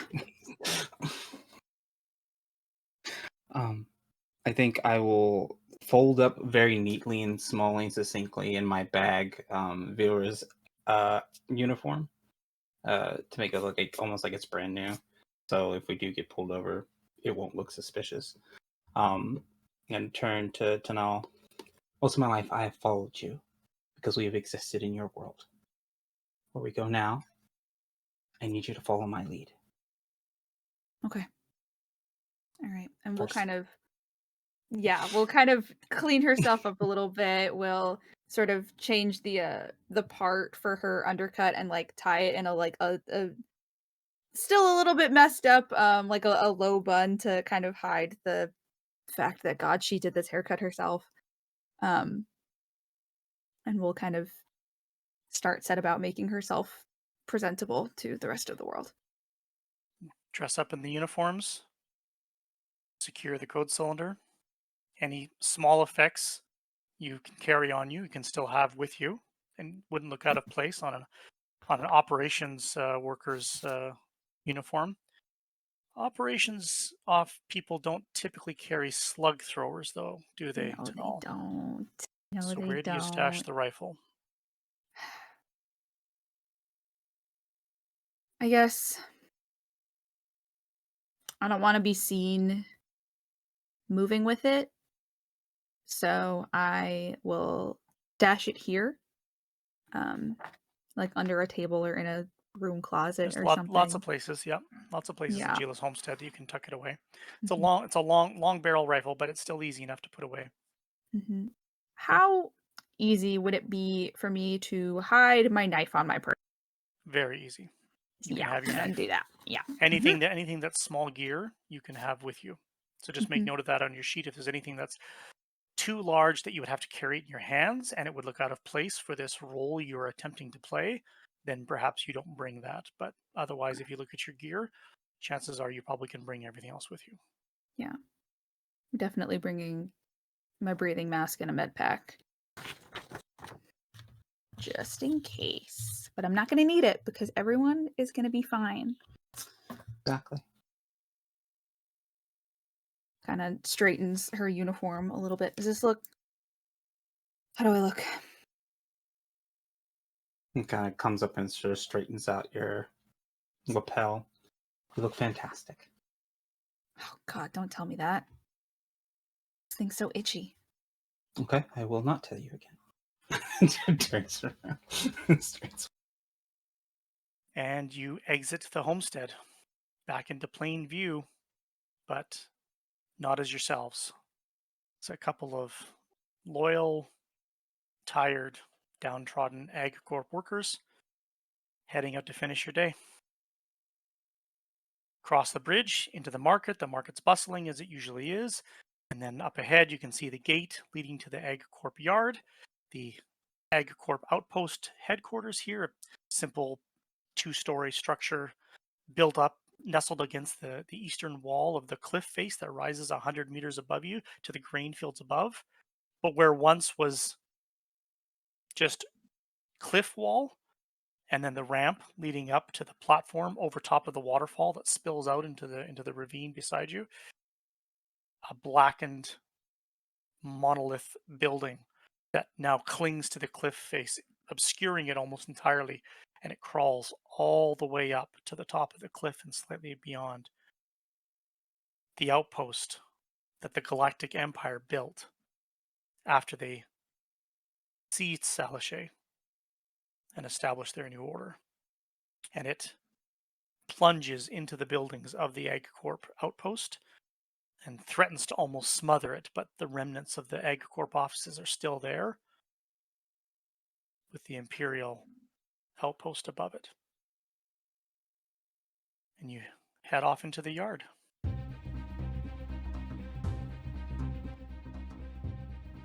No one pays you any mind because you're a couple of AgCorp workers in your uniforms. There are people that look just like you, dressed like you, heading in different directions like you. Geely, you know your way to a point. It's been a few years. It's been more than a few years, but these offices will not have changed. You're able to walk right in through the repair bay. You can see where all the beautification droids are stored and maintained. A few AgCorp security personnel standing at a gate point, at a checkpoint. They might check some IDs, but they're not checking everyone's. These are the people that they know and work with every day. They know their faces, they know who they are. They're somewhat complacent in their job, and they're not paying it. It's easy enough for you to walk in with a small crowd of people, past the yard, and into the building itself.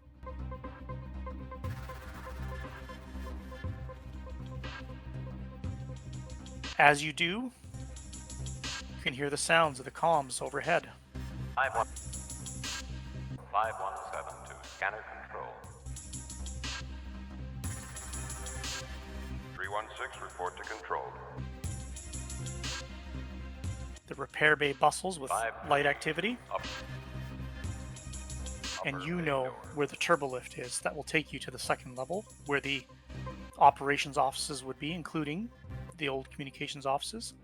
Or you can take the stairs if you don't want to take the turbolift. Do I know on the turbo lift if there's any sort of security measures aboard it, or There is. It'll be your first test at the code cylinder to see if the code cylinder will in fact open the turbolift doors. I think I'll risk it. Go up. There's a pair of turbolifts. One descends and opens, and workers come out. Astromech rolls out after it. And then the second one comes down to your level and opens up, and it's empty. When you put in your code cylinder and turn it into the scomp link, the scomp link activates and lights up, and it accepts the signal from the code cylinder. Whoever holds this code cylinder is authorized to use this turbolift. Step into the lift. Doors close. And they take you up to the second level. Doors open. Light activity. AgCorp workers passing in the halls. Some carrying data pads, some walking in pairs, discussing operations. See a couple of security personnel with their batons. No blasters because they're not Imperial soldiers. They're not permitted to carry those kinds of weapons, but they walk the halls, heading towards the turbolifts as they pass you as you step out. They don't pay you any mind because you're wearing the uniform. because you work here. The communications offices are down at the end of this hall. A couple of turns, nothing complicated. It's not a very large building, not before the Empire built their outpost on top of it.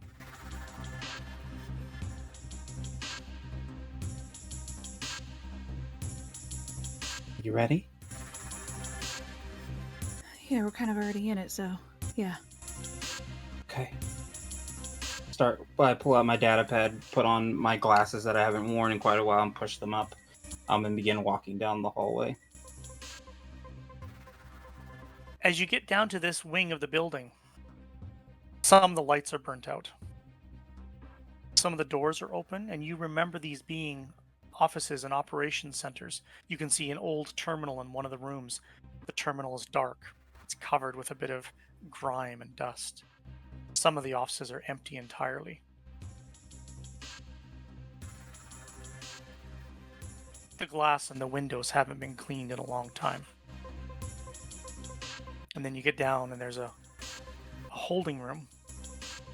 And behind the holding room, 3 offices, each with their own access door and small window. These are the Salachet Egg Corp communication offices. This is where Healy Cora, your mother, would come to work every day. This is where she brought you to work when she could. But the Salachet Egg Corp doesn't control communications anymore. The Empire does. The doors closed, leading to the anteroom, leading to the offices. So you're going to have to test your code cylinder again. I'm gonna give it a kiss and kind of close my eyes and put it in. There's a delay, but the scomp link on the door does operate and turn, and then a light pops open, and the door slides open in front of you. Okay, let's move quickly. All right. Your mother's office was the middle office. That's where she always took you. There's some desks and chairs in here, an old terminal in the same state as the other one that you saw as you passed it. Defunct, powered down. It doesn't look like anybody's been in here.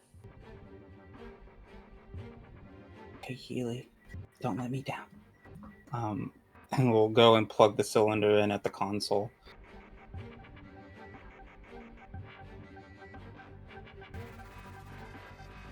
The scomp link to the door is still powered, but your mother was a cautious person. She understood the value of privacy and security, and so the door is locked. Your code cylinder is accepted, but you still need to enter the pass key.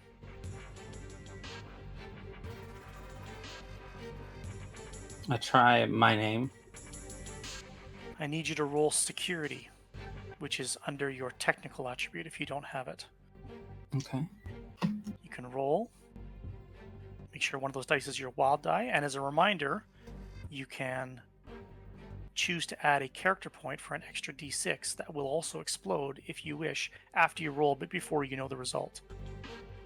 Okay. Then I will take a character die.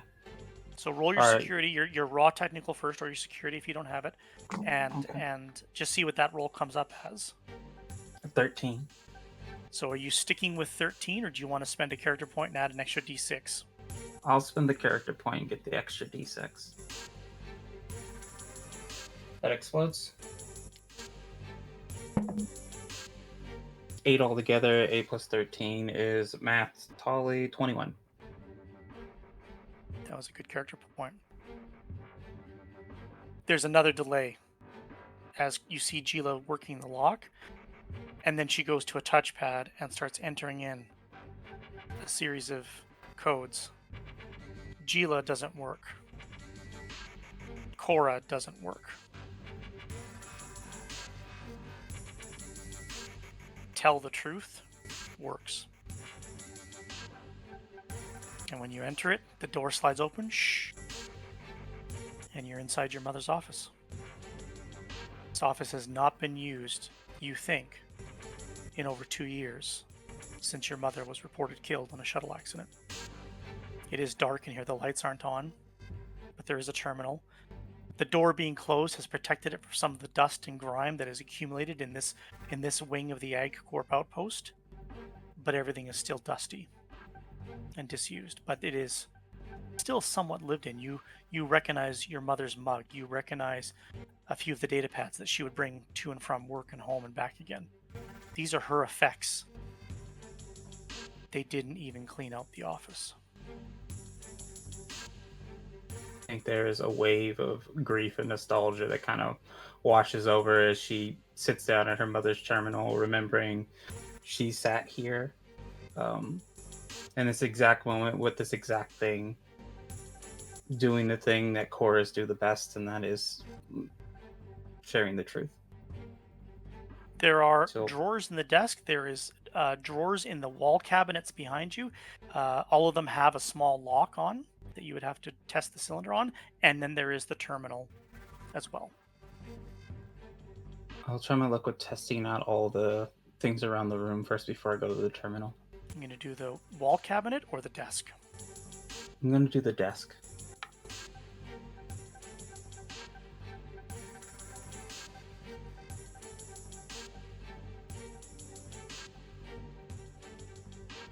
You open it up.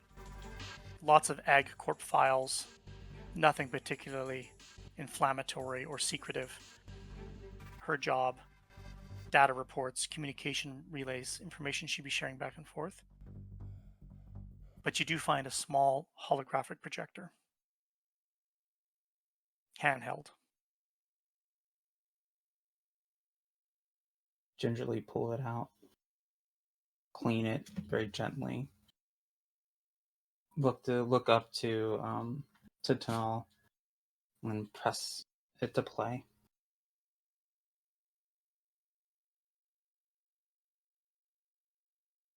You see your mother's smiling face for a moment appear in the hologram. Back when she smiled more. Back when she still had moments. And then the hologram expands out as a young Gila Cora runs into view beside her. Your father, Lon, obviously holding the holo recorder, recording Healy, recording Gila. You think you remember this day. A picnic in the fields. Your father probably took you out to see the grain freighters as they were coming in and out. And you walked out into the fields and had lunch as a family. This was a long time ago, but you remember. Hologram lasts 15, 20 seconds, and then it loops and goes back to the beginning again. Turn it off and very quickly put it inside my bag. It's not what we're looking for. Goes over but- towards the cabinet. That looks nice. It's a memory. It's not where we are right now. For us, a priority. Right. The code cylinder works in all of these locks.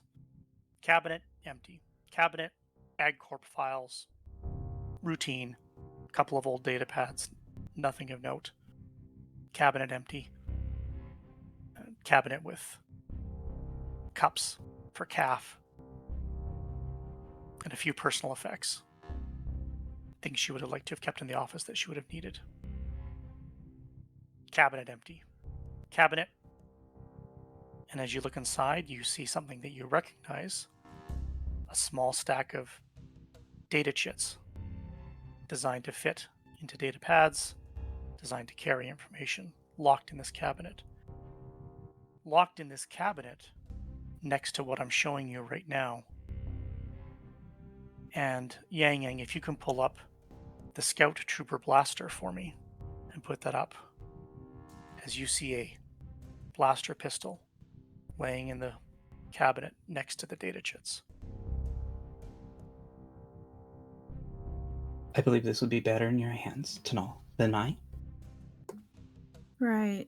I think we'll very gently take it out of the cabinet, make sure the safety's on, tuck it away somewhere. It's loaded, and you recognize it. You've seen the Uh-huh.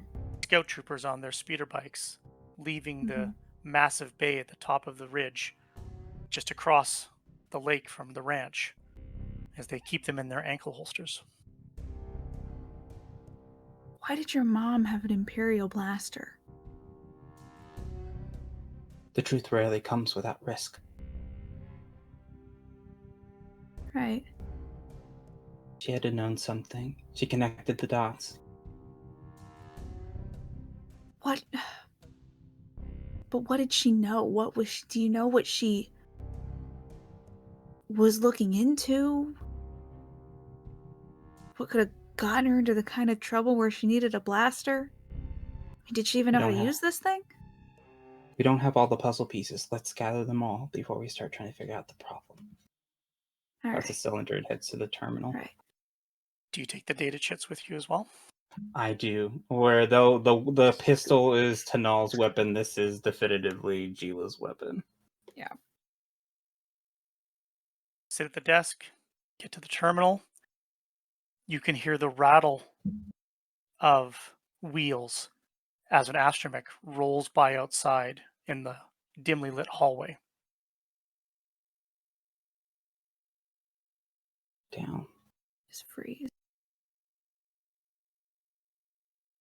can hear a low whistle, the grinding whir of the dome as it rotates back and forth a couple of times, and then the wheels roll on by and then get softer and fade from your hearing as the astromech continues down the hall.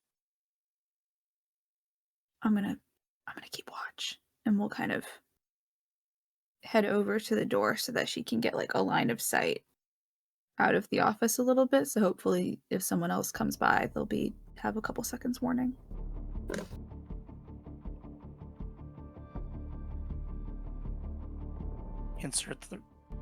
Insert the code cylinder. Terminal comes to life. The code cylinder security does allow immediate access. There's a delay. The screen is a bit faded and discolored. The technology hasn't been used for a while. But the Ag Corp logo and symbols come up, and then all of her communications files and things start to appear. And immediately start like poring over the files, looking for anything that looks suspicious or anything that looks out of place. I need you to roll your computer programming repair for me, please, which falls under your technical. Finally, sure my one of those moment dice to is your- shine.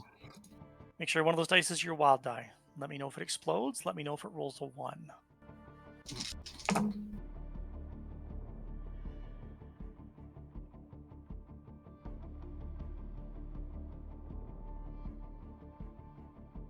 Is 19. It's an excellent roll. The terminal powers up.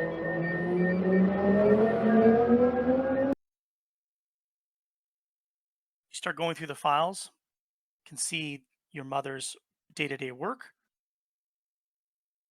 but you know how to navigate her files and her work. You've spent years now poring over her old files, her old reporting.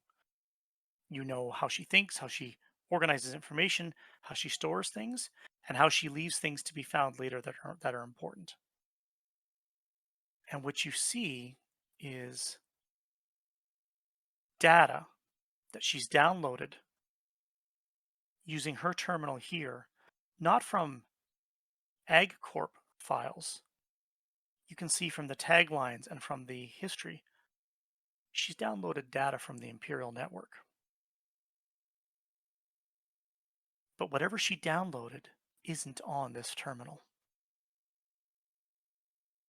Look down at the data sticks. There's a small handful of them in your fingers. I'm going to take them and plug them into my data pad. I fear that something will happen if it's plugged into the terminal.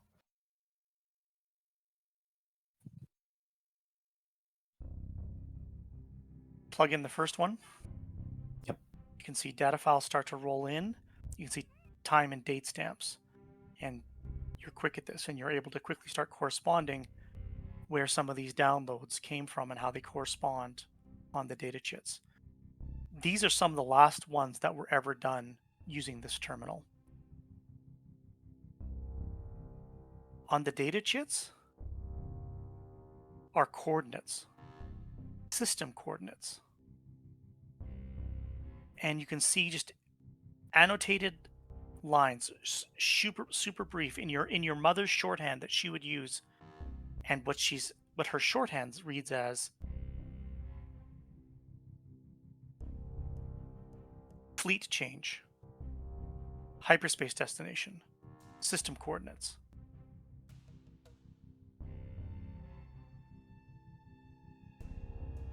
Cruiser flight path change,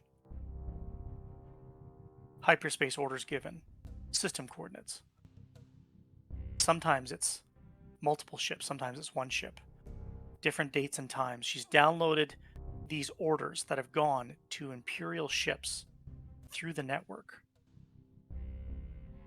where they've received an urgent order. And what the order is classified and secured, and it's not something that your mother had access to. She couldn't download that data. But what she could download, which was the standard naval fleet data, which was the destination coordinates that were sent to the ship or the fleet, and the immediate command to jump to those coordinates. And all of the data chits that she has have a series of these coordinates on them. And the ones that are in your hands are the last few transfers or last few downloads that she ever made.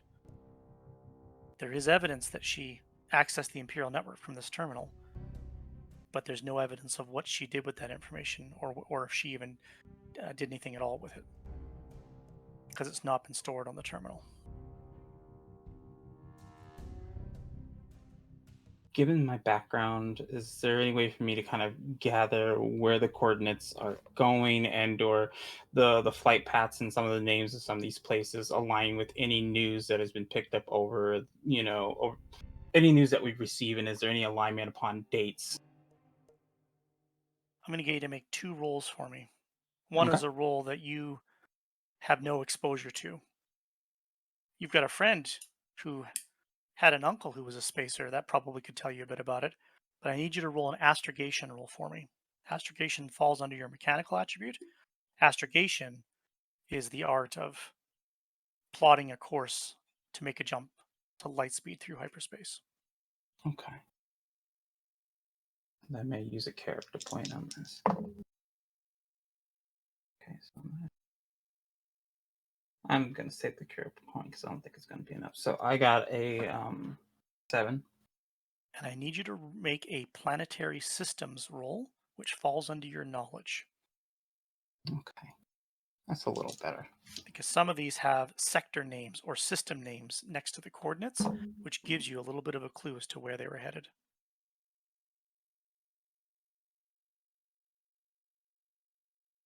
It's 19. You recognize some of the more populous planets and systems. Corellia,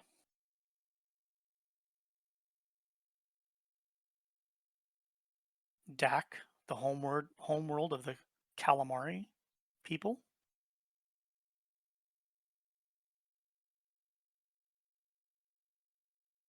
and a few others. And while you don't know the names or recognize the systems or the coordinates and to know where they're specifically headed, you know just enough to know that the ones that you don't recognize are because they're not going to the core worlds or the inner rim. The fleet's being directed to the outer rim.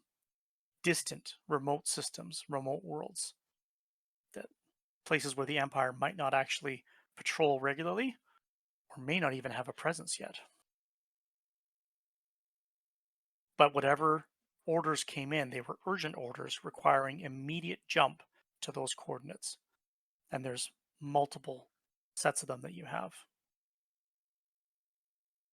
And they're all going to the same place or to different Different planets on the places. outer rim? Each order that she's got is going to a different system or a different planet.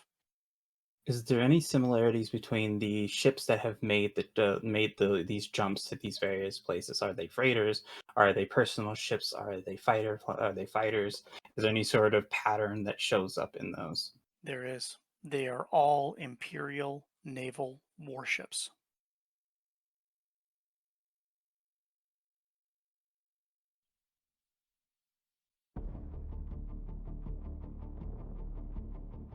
Your mother was downloading fleet movements of Imperial naval warships to data chits.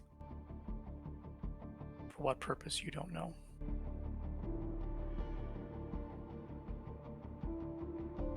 I want you to make a computer programming repair roll for me.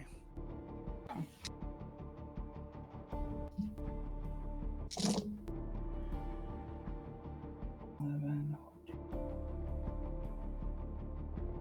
22.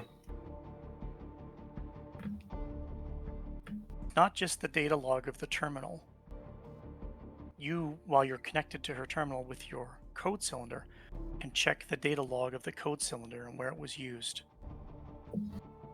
Obviously, it was most recently used opening the doors here in the Egg Corp outpost.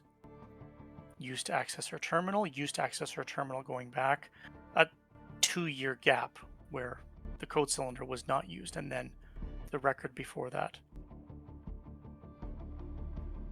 Used in a couple of other locations inside the outpost. And then there's one that stands out. Not in the communications offices, not in the secure turbo lifts, not in any of the operations area. The code cylinder was used in the repair bay.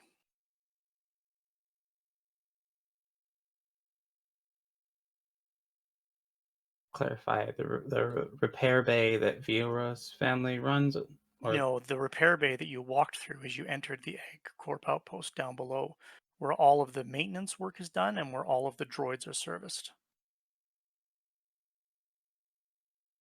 okay. Is there And you know which terminal it is if you can get down there and find it. okay? While I'm on this computer, I want to try to use it to access the security systems to see if we can find Viora.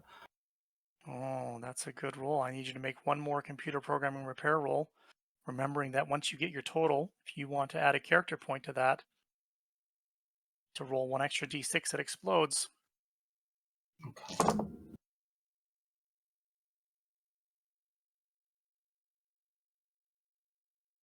Doing math in my head is insane. I would like to use one more character point. You roll your character point, add it in. If it hits a 6, it explodes, and you get to roll it again. Explodes.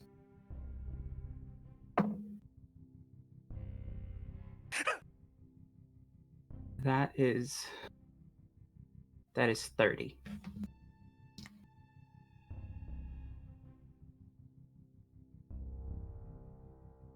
Gila, I want you to describe what Tanal sees as you expertly navigate your mother's terminal.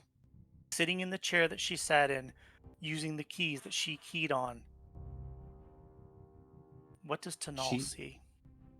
Gila, most of the life through their friendship, has always been the third wheel, the third person, not really having strengths in many of their adventures. And at this point, there's just a casual confidence. There's not really a change in her face, just a constant typing on this tablet as she is just kind of looking over files, occasionally looking up at Tanal, and then looking back down, expertly kind of going through files back and forth. Looking for the information that she is looking for. There's a unnatural speed to the like her fingers kind of going back and forth between all of this. Almost a little bit of a glee over like, finally, something that makes sense. She's accessing data, reviewing data chits on her data pad, and her hands are moving with a speed you've never seen. Gila can be animated when she's taking notes and doing things, but this is at a level you've never seen before, Tanal. And then suddenly the data's gone. All of the information disappears from the screen, and instead, image, image, image, image, image, image, as she taps in to the security cameras of the outpost, and now you can see the entire Egg Corp outpost, including a security office with 2 security officers, a beautification droid, and an Itochi woman sitting on a bench. Vilra, you sit in the office with 2 pint up against one wall, a lesser security officer fussing with data pads, entering data, getting a few things, and the security officer that brought you in. They've got some steam burns on their faces. He's not really looking at you. He's looking at some other information. And he's like, okay, just, you can see he's like holding onto his head as he's trying to like concentrate and just kind of make through the pain. All right. Vilrazi, is that, did I have that right? Vilrazi, is that what your name is? Vilraza. Vilraza. Okay. And you found the beautification droid in the tunnel, but you were bringing it back. You were bringing it back. No, the beautification droid was just with me. No, but this is, oh, but the beautification droid doesn't. They don't do maintenance in the tunnel. Was did someone assign this to you? Now hold on. You do work on the load lifter droids in the repair bay, but you don't have the contract for the beautification droids. So who assigned the droid to you? I'm not understanding. No one. I've known the droid growing up, 2 pint, and from time to time, I, offer to do some little repairs on the guy because I like to take care of the droids that take care of our community. But you didn't have a contract for the droid. Okay, so then there was two other women in the tunnel. Did you know the women in the tunnel? Were they coming your way? Were they walking to the settlement, or were they heading for the lift? I'm trying to remember which direction they were walking. I think they were heading the same direction I was, towards the repair bay my father runs. Your father, okay. And so his name again? I'm looking here. Your father's name is Vicos. Ficos. And you're Vilra, Uh-huh. and that's 2 punt? 2 pint. 2P1NT is my official designation. Right. Just record that in the log, and he's talking to the security officer. Okay, and so, and then did somebody did the droid puncture the steam pipe, because the steam pipe ruptured, or was it a pressure burst? I'm trying to remember what did you get scalded? Yeah, it hurt. And then I think my droid friend malfunctioned a little because I got some paint in my eyes. And you see, I he's don't- like it was just- he's like looking at his uniform now, and there's all this paint splatter across it, which is also across his face, which he can't quite see clearly. I don't really have anything sharp and pointy on my droid persons, so I could not have punctured it, but the steam, sent me a little haywire. I apologize for the paint. It won't happen again. He goes over to the table, the desk, and he's talking to the other officer that's sitting down, and they're talking for a moment. And then you see that he gets a buzz, and he has a comm link on his belt. And he picks up the comm link, and there's a voice on the other end, and then he speaks. And who's asking? Yeah, no, I'll be right out. And he's like, just finish the report and get their names and get the contact information of the parent. And he steps out into the hall, and the door opens and then closes in the security office. Security office is not a cell; it's just an office that the security personnel operate out of. You're sitting on a bench. You're not restrained in any way. You were a homesteader brought in due to the steam accident in the tunnel, as he's trying to piece together what's happening.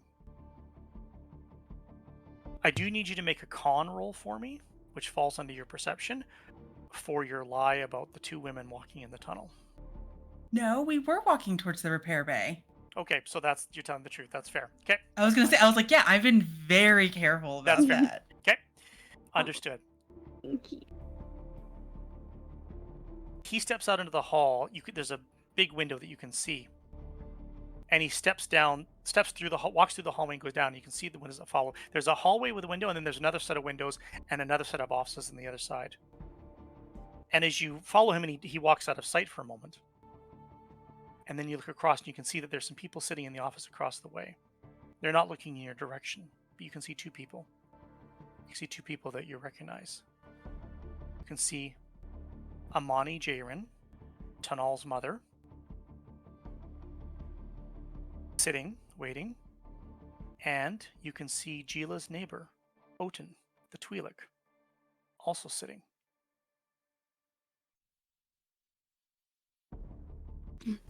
After a moment, the door to that office opens up, and in walks another figure wearing a uniform. Not a Salashay Agricultural Corporation uniform. The olive green, tight-fitted, immaculate uniform of an Imperial lieutenant. His rank insignia clearly displayed on his chest, next to his pocket with his code cylinder beside it. And he walks in, and Oten immediately stands up, and Amani is still sitting, and she has something in her hand, and she goes to gesture for a second, and then she pauses. Oten seems clear to be taking that. Oten starts talking animatedly. The lieutenant stands there, stone-faced, listening, his cap pulled on his brow, looking. Can't hear what Oten's saying. But you can sense that Oten's a little upset, a little frustrated, and Vilra, you think he's a little scared. Yeah. Do you wish you could hear what's going on in that room right now? Oh, yeah.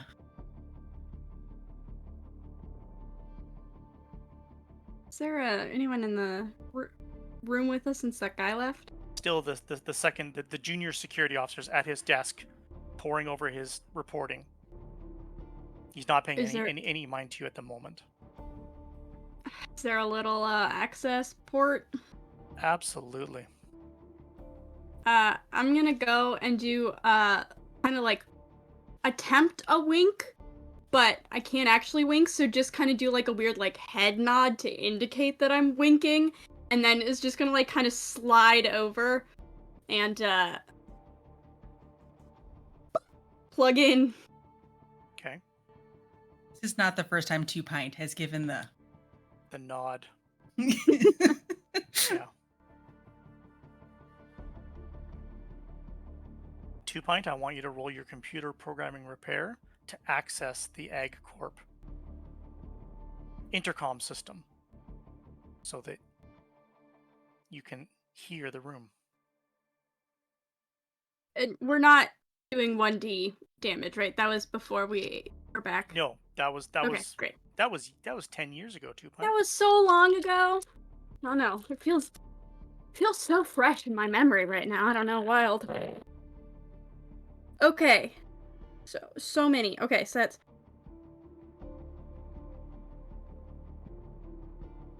8, 9, 10, 15. That is a flat 20.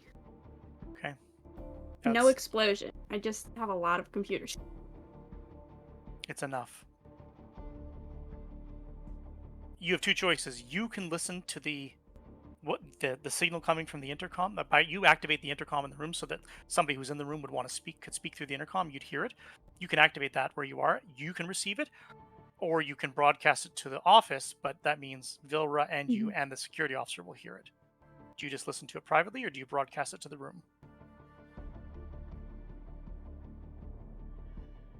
I'll just listen to it privately. Sorry.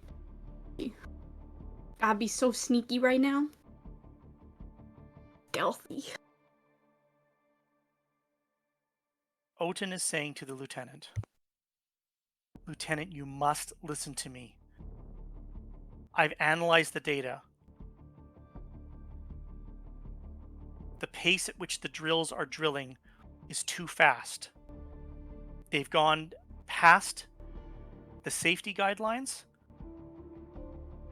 and they're hitting untested sediment and bedrock that we don't know the stability of. You have to tell them to pull back the drilling. The lieutenant's retorting with,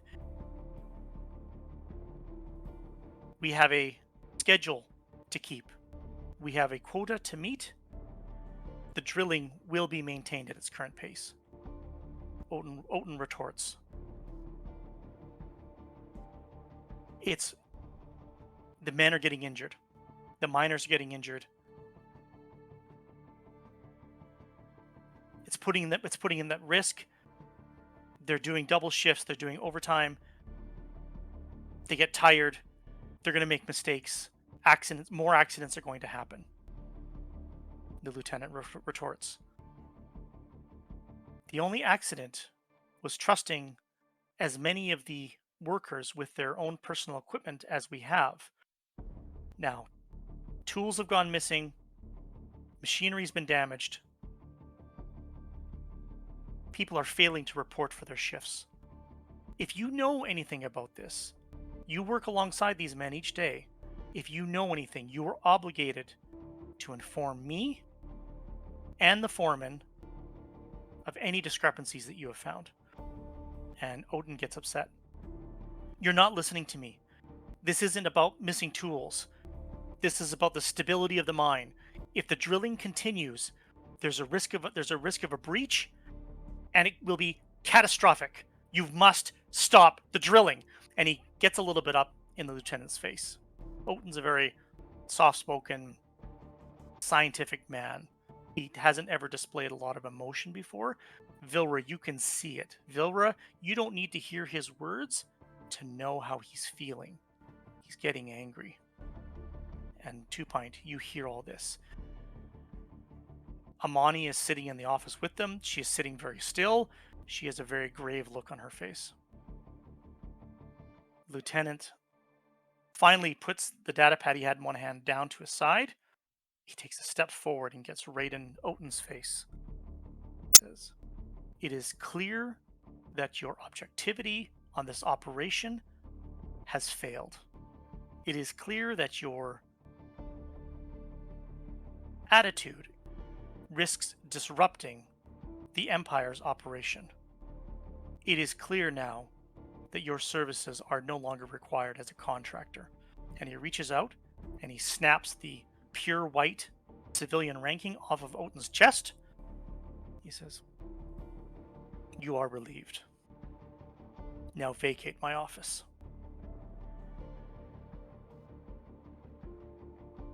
And Oten, Vilra, you can see in his face and feel the heat radiating off in him, where there's a moment where you wonder if he's going to do something, and then he turns the other cheek and he steps out of the office. There's a pause. He steps forward. He literally tosses the rank cylinder into the receptacle. Pays no mind to Amani. Steps past her to go into the private part of the office with another door. Amani steps up in a quiet but calm voice. She says, "Lieutenant, we had a meeting to discuss the updated pricing regime for the Gorns for this season. These numbers aren't right. It's cutting us to the bone." And he turns and he looks at her for a moment.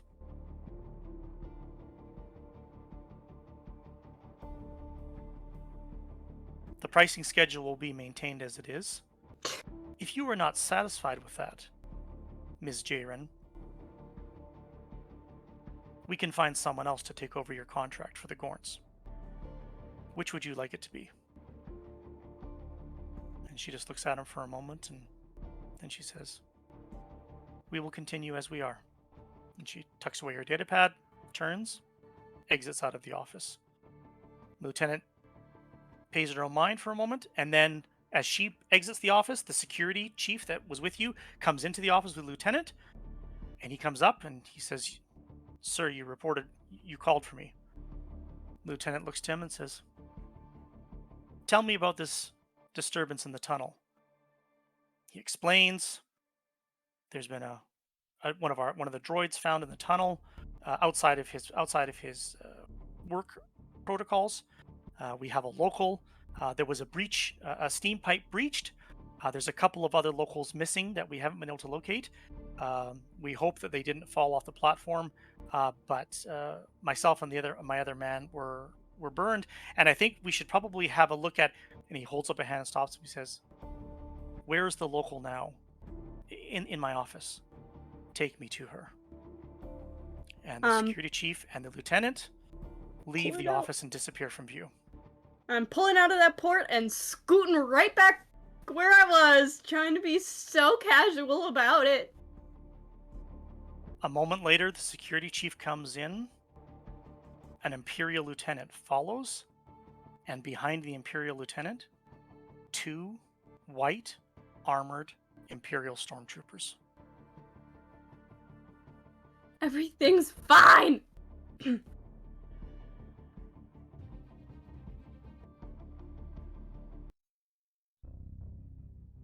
Everyone steps into the office. The chief steps to the side. He pulls up a data pad, holds it to the lieutenant. So we've taken some preliminary information here. We have a record of where the breach in the pipes are. We've sent a crew to repair that, and the lieutenant is looking at you, Vilra. Hasn't taken his eyes off you since he went to the room. He says, "You're relieved, Chief. Attend to the pipe repairs. Secure the yard. Continue your search for the other personnel." He's looking at Vilra the whole time. And the chief says, I have the information here. That's all, Chief. And then the lieutenant pauses and actually looks at the chief and gives him a look. Security chief leaves a data pad on the desk, yanks his younger security officer. They leave the office and head out. And now it's you and 2 Pint and a lieutenant of the Imperial Navy and 2 Imperial stormtroopers in the office. He takes off his cap smartly. His hair is well kept. Gets a stool, and he sits down across from you. I am Lieutenant Willem. I am one of the supervisors of the Imperial operation at this outpost. I've been informed that you were at the scene of an industrial accident, and that others were present as well. Do you know what I'm referring to? Yes, I do. Yes. He reaches over to the data pad that the chief left on the desk and he pulls it over to him. Your name is Vilra Zaw. This report says that you were in the company of beautification droid 2-P1NT. Why was the beautification droid in the tunnel with you? That's outside its operating protocol. Yes. So, as I told the other man, I grew up with this droid, and I like to give back to my community by helping repair some of the beautification droids that they help our community. I help them. It's a nice little. And so I was taking him back towards the repair bay that I work at. The repair bay that you work at. And he starts keying on the data pad quite quickly and nimbly. The repair bay owned by Vikos Zaw, your father? Yes. It was owned jointly with Yuna Zaw, your mother, who is missing, presumed deceased. Is this report accurate? That's accurate. Vikos Zaw has contract for load lifter droids to prepare grain sheaves for loading onto the grain shuttles that arrive on the weekly schedule. Your facility does not have any contract for beautification droids, which remain property of the Salisha Agricultural Corporation, and thus property of the Empire. Can you explain this? Yes. It was just sort of think of it as volunteer work. I was just being nice.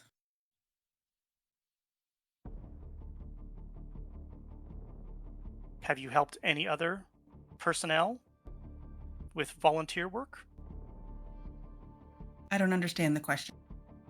repairing equipment, assisting with maintenance, perhaps exchanging tools that have become defunct. No. I keep track of my tools because they're expensive, and my dad gets mad if I lose them. They are expensive, and it also displeases the Empire when their tools are missing. Ms. Za, has anyone attempted to sell you tools from our operations to your repair bay? Not that I'm aware of, but not me personally. I would report that because it's a crime.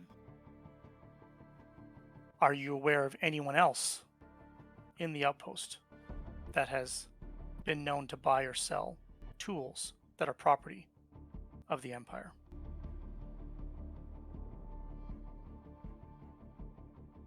No, because that would be a crime. I don't associate with criminals. Philra, I need you to make a con roll. You can do Yup. it. That's just my perception if I don't have con, right? Correct. Make sure your wild die is included in those dice after you roll, but before you know the result, let me know if you want to spend a character point to add to that. Okay, I didn't explode, but not a 1. Nice. Oh my god. I am going to spend a character point. Hold on, let me do some math real quick. I'm going to spend another character point. Ah! If that gets a 1 on my character point die, does that matter? There's no complication. It can explode, but it doesn't complicate. Only your wild die can complicate. So unfortunately, it was just a 15. Okay. I'm actually It's just okay. going to double check because this will be an important roll.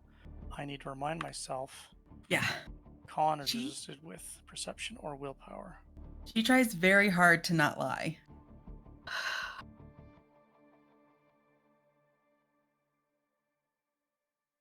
Perception dice is an opposed roll. I'm going to roll the lieutenant's perception against your 15. The lieutenant includes a wild die in his roll. He can explode as well, and he can complicate as well. My wild die did not explode. Ah.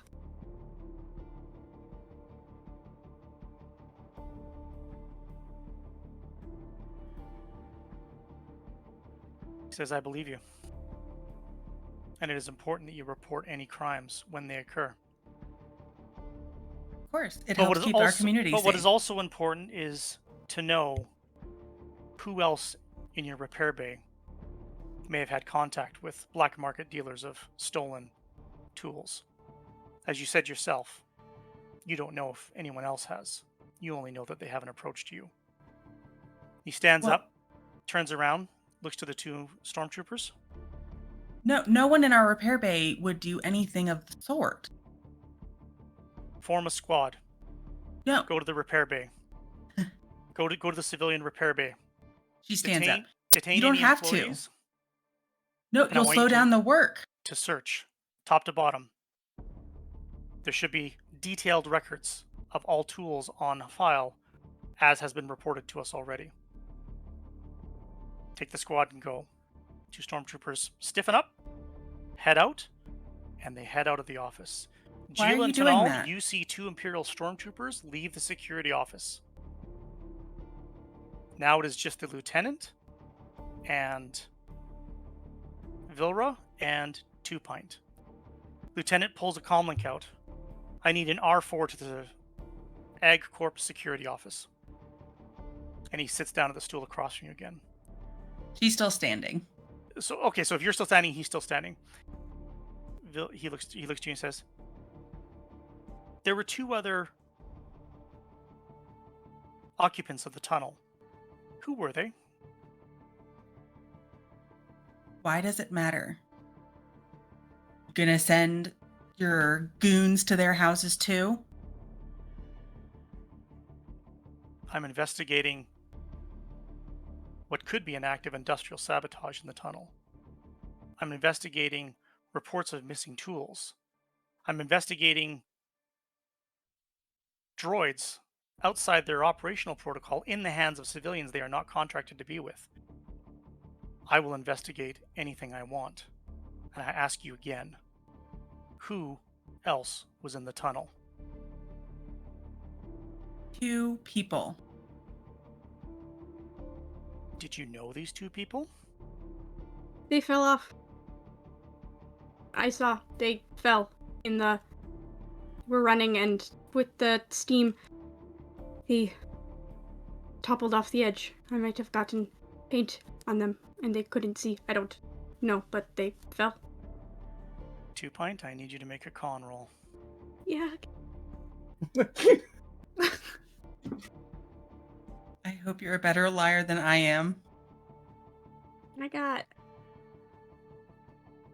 5D in con.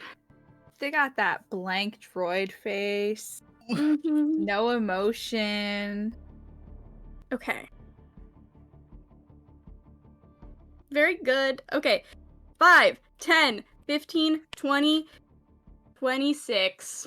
I got all 5s and a 6, but the 6 not on my exploding die. I can't believe. I need to take a picture of this. Oh my god. That's a very Thank good you. picture.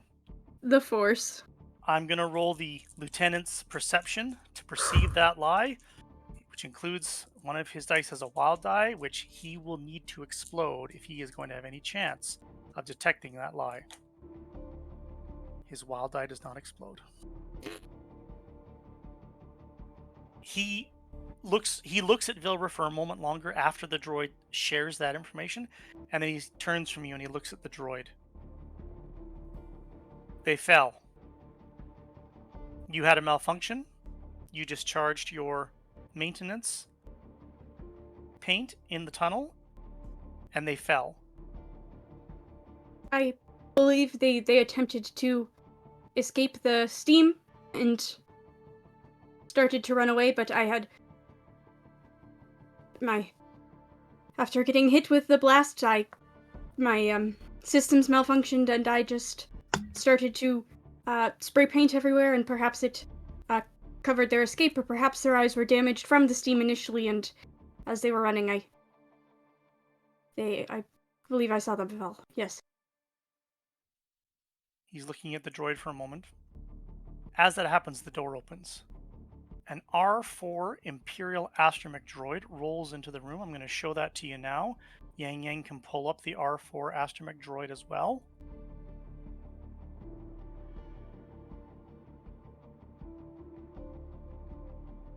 He turns to the R4 droid. Take this 2P model to maintenance. I want its memory core downloaded and removed. It needs a full wipe, and I want its optical sensors and any logs reviewed for the data. Take it now. You don't have to do that. Why are you like this? And the R4 Little- rolls up beside 2 Pint and gives a little squat and a little squawk, and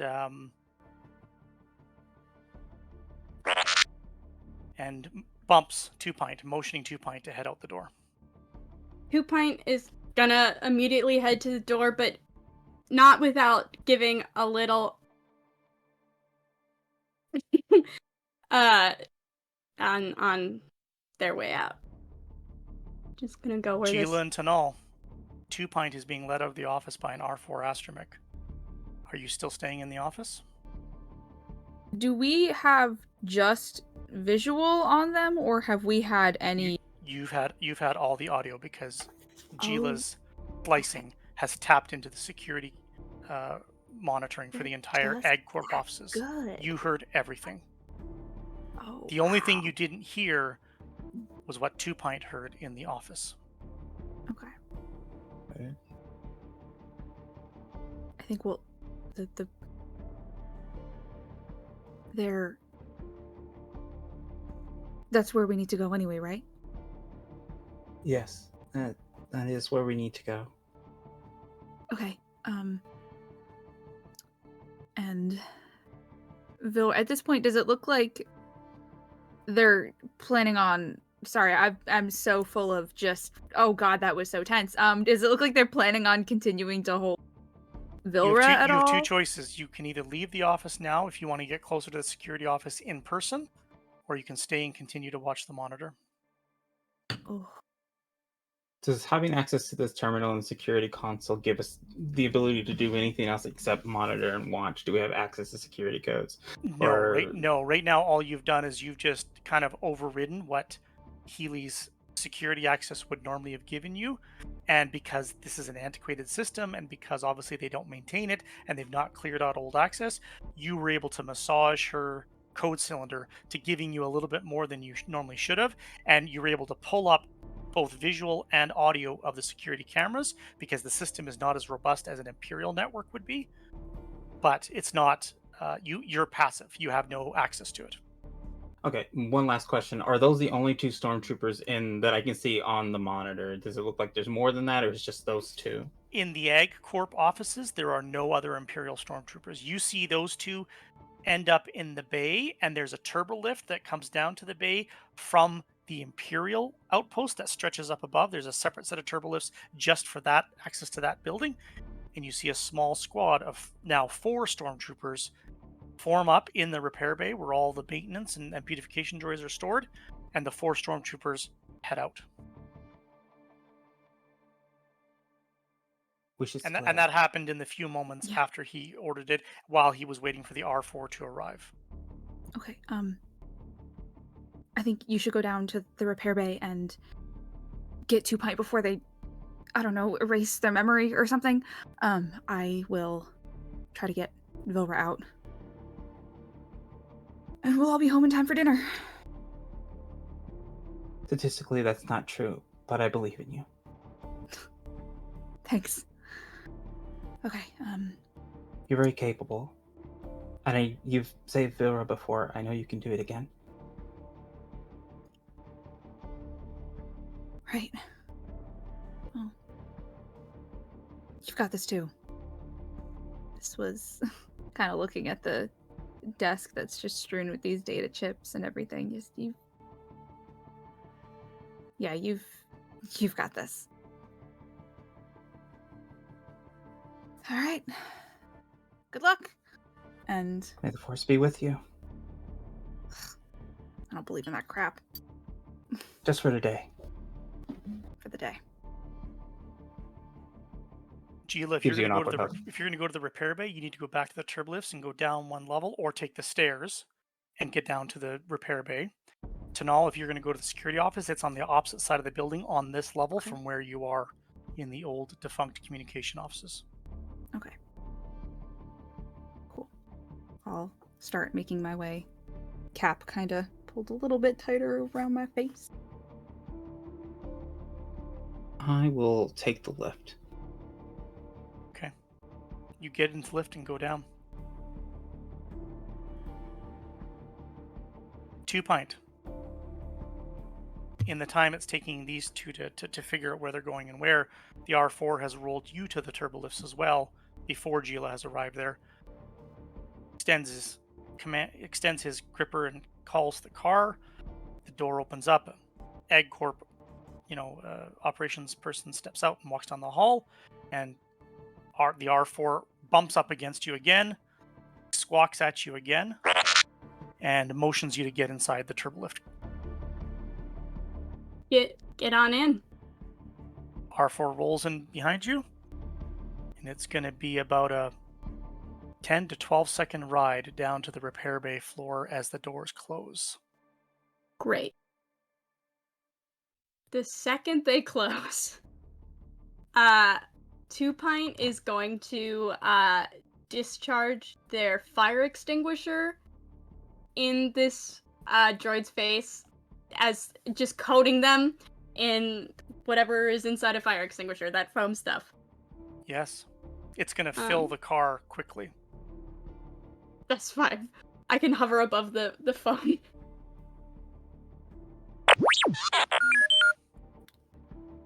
Fire extinguishing foam just floods the turbolift car. and the R4 reacts immediately. The R4 doesn't hesitate and snaps out an electroprod and attempts to shock Two Pint at what it believes to be point blank range, thinking that the droid is right beside. This is considered a melee attack because it actually has to touch you with the prod or be within a few moments. As a reaction, you can use a melee parry roll to avoid that electroshock. Am I able to use dodge? In this case, no, because dodge is Okay. for ranged attack, and Ranged, this is melee combat essentially. So melee parry, if you do not have, will default to your dexterity. Perfect.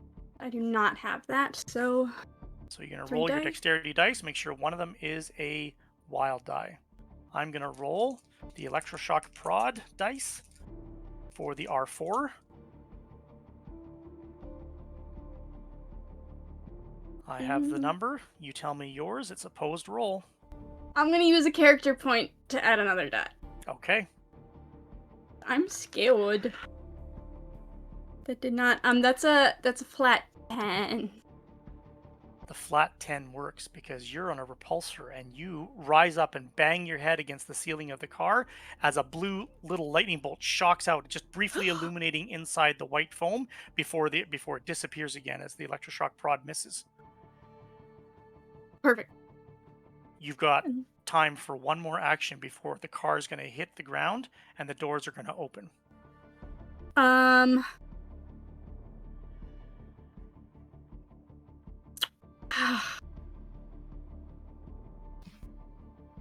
Let's see. Then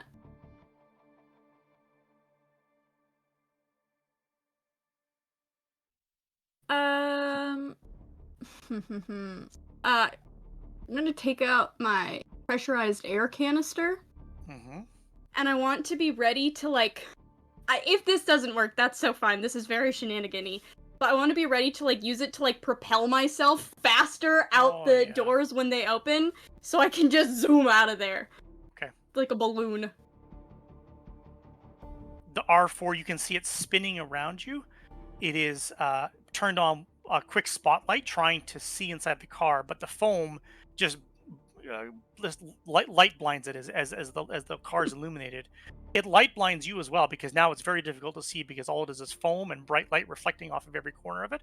And then you hear the sound of the turbolift, and then as the doors open, you hit your pressurized air, and Two Pint flies out of that turbolift into the repair bay.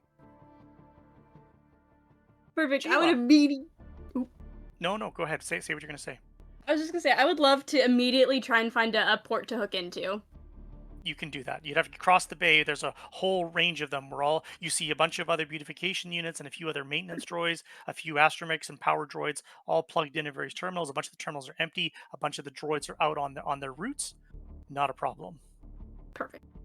We can go to Gila. We can go to Gila. I'll do what I'm Gila, gonna do you're at the after. turbolift.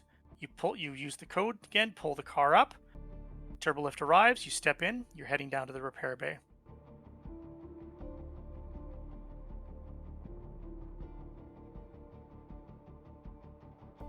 The officer turns back to you, Vilra. You're standing, he's standing, he sees your posture, he can hear the tone of your voice. He's just sent a squad to your family repair bay with orders to detain anyone they find and to search it top to bottom for stolen contraband. To your home, to the place that your family bonded over, and to the place where that bond tenuously clings to life still. You ask him why he's like this, but he never even responds to that. It seems like it's not a question he can comprehend or even determine is worth answering. But you probably know why he's like this, don't you? The son of a bitch. And what do you do to sons of bitches? I mean, I want to say kick their butt. He's done a lot of talking. If you could shut him up for a minute, would you shut him up? Oh yeah. I think she just looks at him, goes, "What's your job? What's your title? You're a lieutenant, but like what's your duty?" And how do you feel right now, Vilra? Angry, livid, and a little bit scared. He looks to you. What's your job? What's your title? What's your duty? I am an Imperial Lieutenant. I am tasked with the full operation and security of this. Security of this.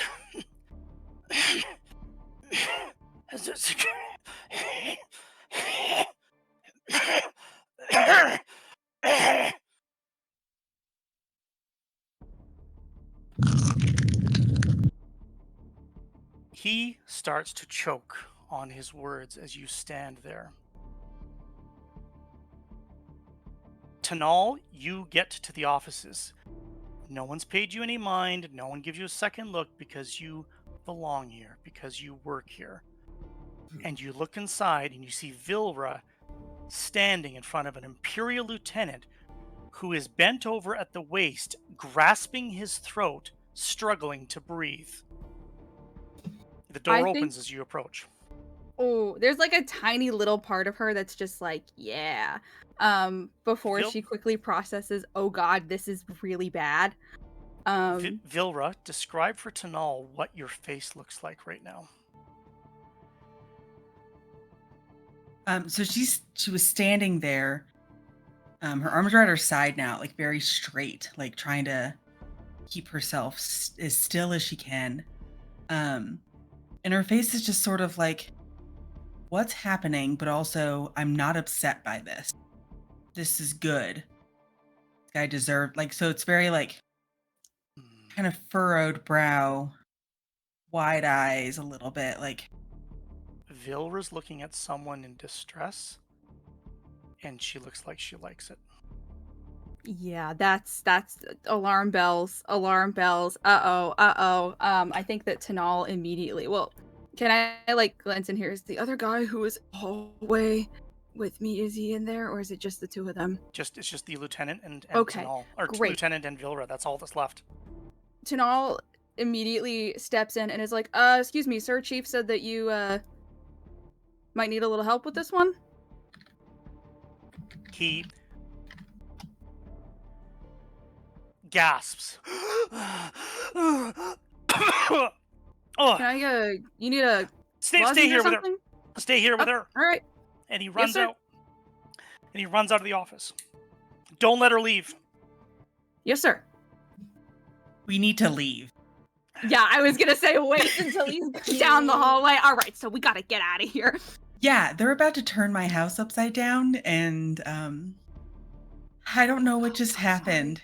I'm so sorry. This is all my fault. I shouldn't have. No, it's not your fault. It's not your fault. Yeah. Okay. Well, we can place blame later. Yeah. Let's Time to go. We know whose fault this is. Look at me. Time to go. We know whose fault this is. It's theirs. Exactly. Let's go. Not a girl. Get out of Stairs okay, or turbo lift? Yeah. Stairs. Stairs? Stairs. I don't have access for the turbo lift, so You don't have stairs. a code cylinder. Stairs. I don't have a code cylinder, so we're getting our steps in. Let's go. Geely, you step out of the turbo lift. There is fire suppression foam all over the ground, pouring out of the turbo lift next to you. There's an R4 droid that is in circles, squawking, as one of the technicians seems to be trying to calm it down. And he's yelling to somebody else across the bay. This R4 just fire suppressed the turbo lift. I don't know what the hell's going on. You step past them into the bay.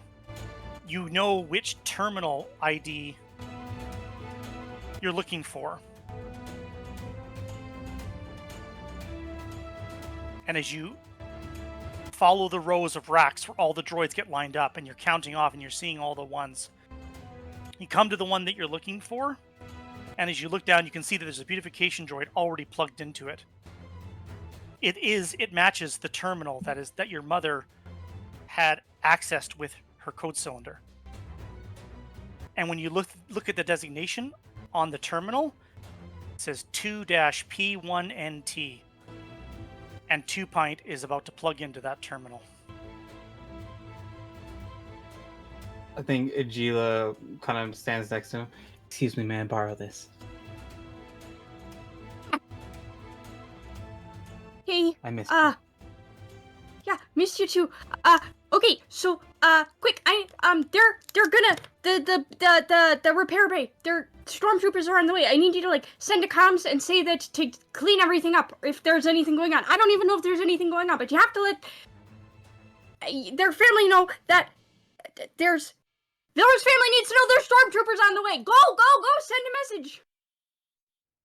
Please. Oh, I have to do this first. No, you don't. This is quick. I have to do this first. Hurry. There's a moment of contemplation. Fuck. It's plugs in the call on the comms. Put the code cylinder into 2 Pint's terminal, pull it up. You can see that it matches the data log. This is the terminal that she used the code cylinder at. There is a record of a data download at this terminal, but the data is not still at this terminal because the data was then uploaded to the last droid that plugged into this terminal. And you can see a record which has a 2-year gap and hasn't been done in 2 years. But just prior to that 2-year gap, every night, 2 Pint would come to the terminal, receive their protocols of where they're going to clean up the next day, and a subroutine was running, downloading that data into 2 Pint's memory banks and storing it there. I think Sheila, once figuring this out, like, tears kind of well in her eyes, she turns around and she kisses 2 Pint. I could kiss you. Send the comm, please. Oh, yes! Turns around and You need to find a comm link, Gila. You don't have one. Okay. Shit. But you're in a massive maintenance bay. Okay. Give me a search roll under your perception, please. Oh, something I'm fucking amazing at. Awesome.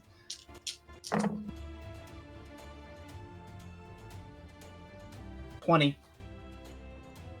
You see it on the workbench across the floor from you. There's one just sitting on the terminal there. You run up to it, key it on. It's tied to the Imperial network. It's encrypted. You're going to have to slice the comm link. Okay. I need you to roll your communications, which falls under mechanical, to activate an encrypted comm link. And which skill is that again? Communications. Comm scan. Okay. I'm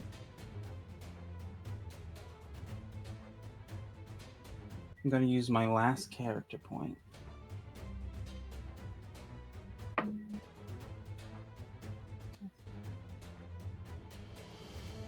That's 14. All you hear is static on the comm link. And then you start to hear voices as you pull up the network. You can key it to the repair bay, send a call, and see if anybody picks up. Tanal and Vilra are speed walking across the repair bay, having exited the stairwell. Tanal recognizes Gila even in her uniform, and of course 2 Pint is right there with her. I think we'll kind of very quickly pull over beside them, kind of lean on the terminal a bit, like I'm helping Gila with the problem. Are we good? Vilra did not stop. She kept going. Vilra! She can't not. 2 Pint says we need to get in contact with the repair bay. We have to inform them that there are stormtroopers on the way. I'm in the process of doing this. Okay, that's fine. You're doing great. She's still going, so I'm just gonna go. Someone put her. I'm Someone get Vilra in a uniform. I'm going. I got it. Go. And I just kind of speed walk a little to catch up to them. Can Two Pint plug into their slot and like try and say like, yes, all maintenance was done and this droid is definitely good to go. Nothing bad happened. They're fixed. You're going to make a computer programming repair roll to slice your own terminal. Gila, you pull up the comm, and I'll tell you what you hear in a second because you get a signal at the repair bay. It does open up to a channel on the other end. Tanal and Vilra, you hear an alarm going off inside the repair bay as the facility alarm goes off. We need to go right now. Yeah, Okay. because that's for me. Yeah, I know. We'll kind of I gotta go look. save my home. Yeah, you do. Okay, let's go. But act normal. I'm being so normal. I'm so normal and so regular. Everything is fine. Extremely normal and regular. 2 Pint, 18. you go in, and to the best of your ability, you update the log and to say that you've received all maintenance and that your memory core was pulled, which was the orders that were given. Mm-hmm. And then as you all as you detach from the terminal and look, and Tanal is like desperately insisting that everybody needs to go, as Vilra's emotions on her face run the gambit, and the comm link comes open. And on the comm link, what you hear is this.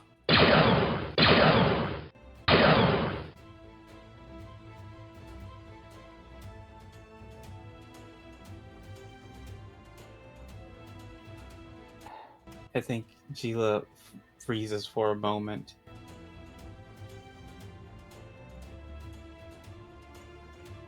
Puts it down and just starts running. There's nothing she thinks she can say to save them in that moment. Just takes off running, and as she's running, kind of speeds walks. If she can catch up with them, we have to go now. Okay. Why? What Exit the repair bay. You're back into the yard. There is yells, and you can see that they're now closing the gates on the yard in response to the lockdown of the facility. You No. guys can make it if you go. Yes, gotta go. sprinting. Yeah. Okay, Yep. you go. You can see that the Ag Corp security are a little bit disassociated. They don't quite know what to do. Some of them are listening to comm links, and some of them are yelling orders at each other to move to different posts. The Ag Corp outpost doesn't go on lockdown. This is not something that normally happens. They're not used to this. You can hear shouts from behind you in the bay as loud voices come in, and you're running. There's the market in front of you, stalls, people are here. A few people that are close enough to the Ag Corp outpost are hearing the alarm and kind of looking over with curiosity, maybe not fully understanding what's happening. There's not a lot of places to hide here. But the bridge awaits, and the homestead's on the far side. Where are we going? My house. Repair bay. Vilra, That- We have to. Vilra. If they're looking for you, that's the first place that they're gonna look. But I gotta help. We're gonna help. We're gonna figure it out right now. We Yeah. need to get off the street. Gila and I need to get out of these uniforms. And I gotta... Crap. I didn't There hear was the a blast. blaster fire, did I, in the comms? You all No, heard but the it- blast of fire in the comms. Oh, we all did. She had it in her hand, and she got an open channel to warn the bay, but the channel was already open, and it was two-way, and all you heard was the blast of fire coming through. No, I have to. No. They need me. I have to. Vilra, there's nothing that you can do. The gates at the yard that just closed behind you are now retracting and starting to open up again. Listen, They're gonna start sending out more troops. We gotta get off the street right now. And starts You kind see of... nobody. Start kind of... You see one of the as you've made it into the market, you're obscured by the crowd, but it's a small crowd, not for very long. You hear one of the one of the security guards, as he's standing by the gate, say the order again, and then you hear come through, deploy the probe droid.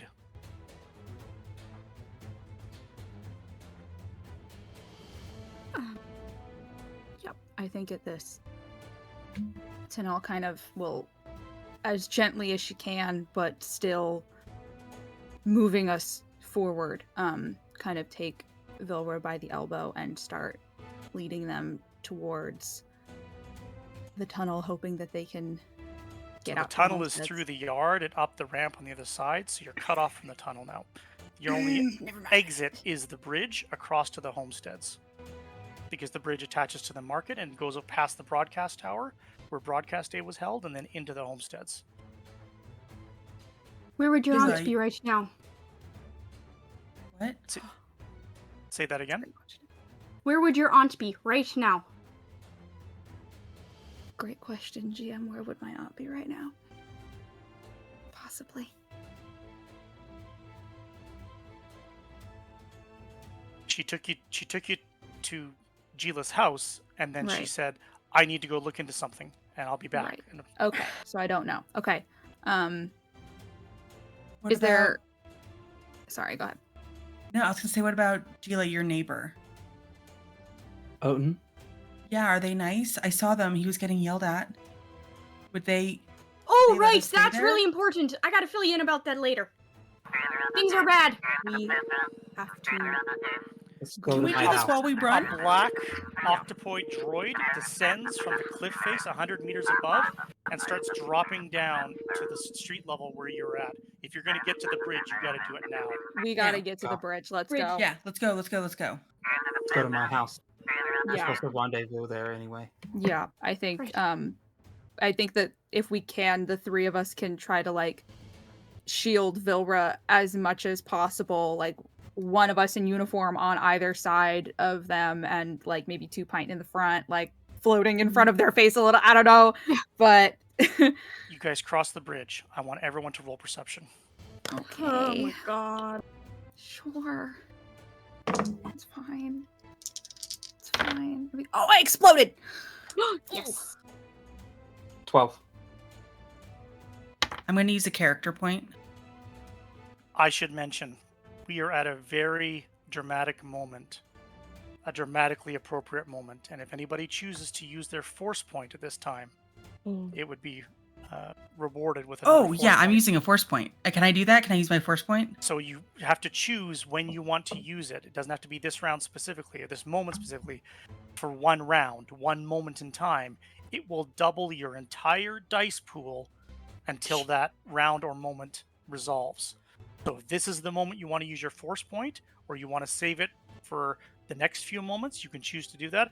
Very important that I remind everybody, if you choose to use your force point, you double your entire dice pool before you start subtracting for multiple actions. And you can't also spend a character point in the same round as a force point. So you can spend a I'm character point, gonna- get the 1 die, spend a force point, double your entire pool if you need to do multiple actions or do something very, very difficult to ensure that you succeed. I'm going to wait and hold it onto it then, because I think Okay. I'm going to need to. But I got a 10 total. 10 for perception. Gila got 12 for I'm sorry, perception. 12. I got 12. 12. Gila got 12 as well. Mhm. 2 Pint, perception. 9. And 16. Vil and Tanal exploded and got a 16. Mm-hmm. The 12s and the 16. You see 2 Pint being a little bit frantic and trying to... 2 Pint is desperate to tell you some information and cannot get it out because you're hustling across the bridge. But Vilra and Gila, you see 2 Ag Corp security jogging down the lane towards the bridge, but a ways in a distance still. And then they stop and they're listening to the comm, and as they listen, your comm lights up as well as they start providing a description of an Etochi girl and a beautification droid, and they describe what Vilra is wearing to a T. And they're giving this description. And the guards are, if they were to look up and see you, they probably would see you. Tanal, you see as you pull up short, there's a moment to get out of sight. the ruins of the community garden in front of you, the fountain still bubbling over and pushing up water, the community garden that was destroyed by the bombing run, senseless on a civilian population as the New Order arrived on West Crag, left ruined arches all over the fountain. Big stone chunks leaning up against each other, creating perfect little crawl spaces for desperate people to hide in. Come on. And we'll still kind of, with a hand on Vilra's elbow, kind of yank them all in there. You shuffle in as if you belong, as if this is where you need to be, trying to huddle around Vilra as best you can. You just get in behind the rubble. The sound of the fountain masks some of your scuffling and hand and knee shuffling as you get down, screeching in, and then the guards come running past you in the direction of the bridge. They don't stop in the garden. They don't see you or hear you. I need everybody to make a hide check, which falls under your perception attribute if you don't have hide. Sneak? Is that the same thing? Sneak is for moving without being seen or Gotcha. heard, but hide is for hiding. I do have hide.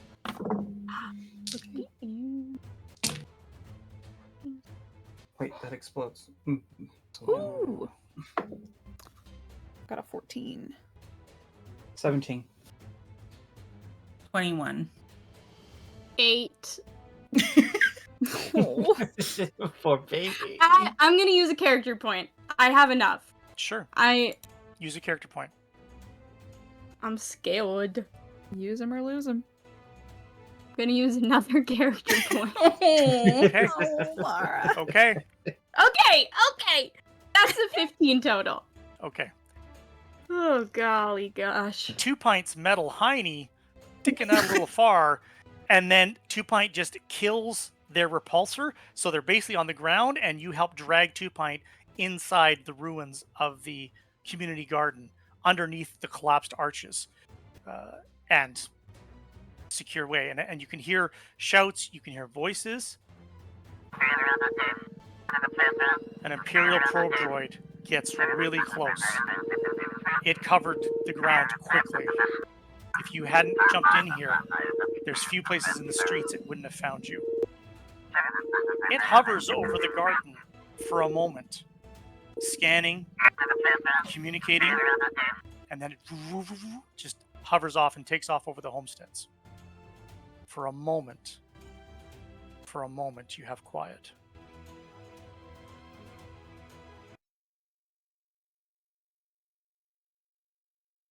Order of operations. What are we doing?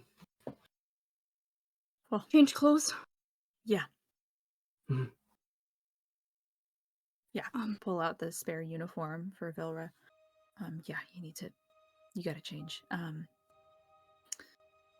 Okay. Takes her jumpsuit off.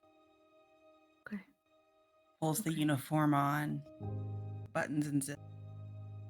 Puts the hat on her head. And then just sits down. Hugs her knees to her chest. Wraps her arms around them.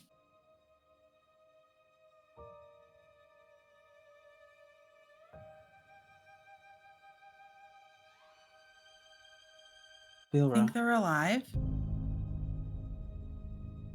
Think they made it out? Hope so. Your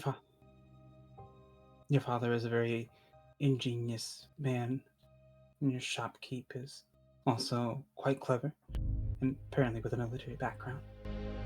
Chances of Yeah. success are high. He fought in the Clone Wars. Right. Was his tool belt I found in the hidey hole. Whose tool belt are you referring to? Rolwara's. Rolwara's, yes, that's right. Yeah. Okay. I would say we should leave. Get out of the city if possible, but there's no easy way to put this. The mines are probably about to collapse, so we should probably let What? Somebody know about that. What do you... What do you mean? I overheard. Oh, Oten got fired because he was trying to tell them to stop the drilling. But instead of listening, the Supreme Dickwad in charge just fired him, ripped his badge off and everything.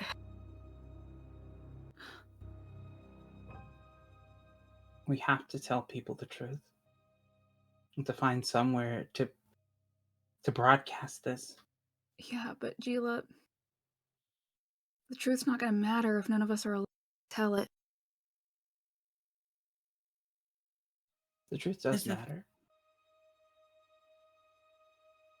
Living also matters. Surviving matters. I want to live, not survive.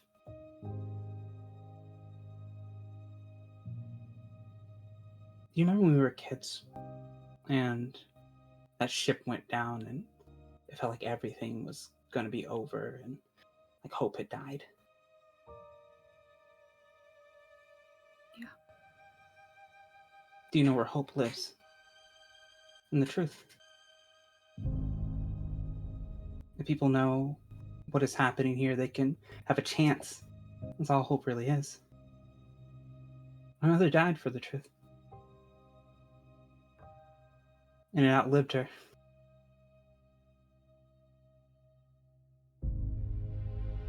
Well, we're gonna go down. Let's do it, telling the truth.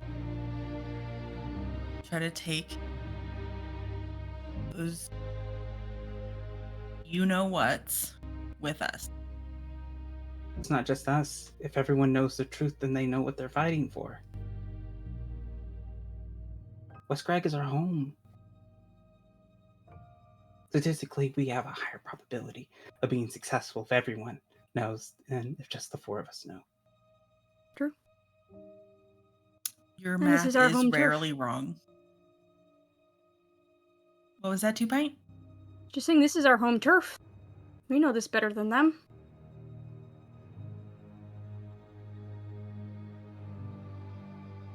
I don't want Right. to see any more people die. Not like that. Not without a chance, not without hope.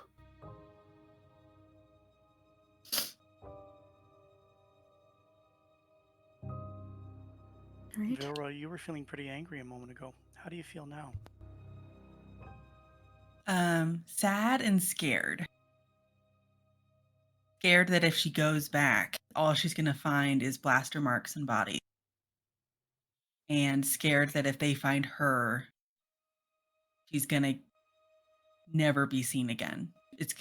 What happened to her mom is going to happen to her. She's going to disappear, and there will be no one that cares to look for her.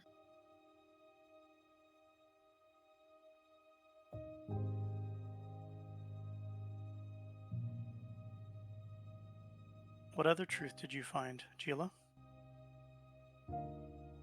I turn to 2 Point, and there's a moment where I'm like, Gila, Healy, you were so clever. I look at 2 Point like I would look at my mother. 2 Point, you have the truth inside of you. Everything that my mother gathered, all the information, she put it inside of you. You have the thing that I have been looking for the last 2 years. It is inside of you. I desperately need that.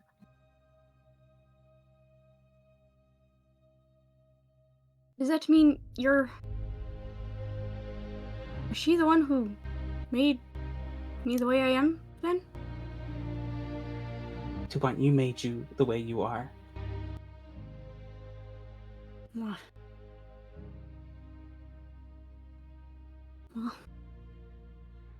Pint, you She- don't have any data inside you. All you have are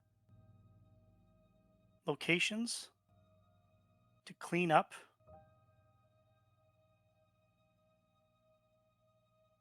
maintenance areas of the buildings, and what you do have is a subroutine to tag the settlement where and when you please.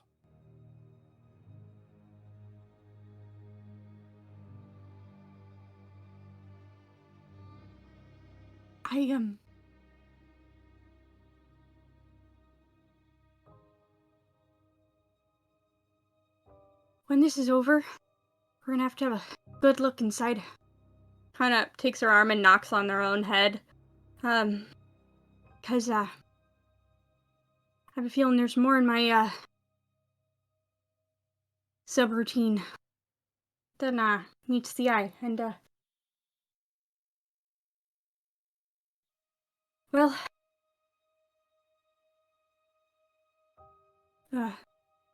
thanks, Healy. Kinda looks up at the sky.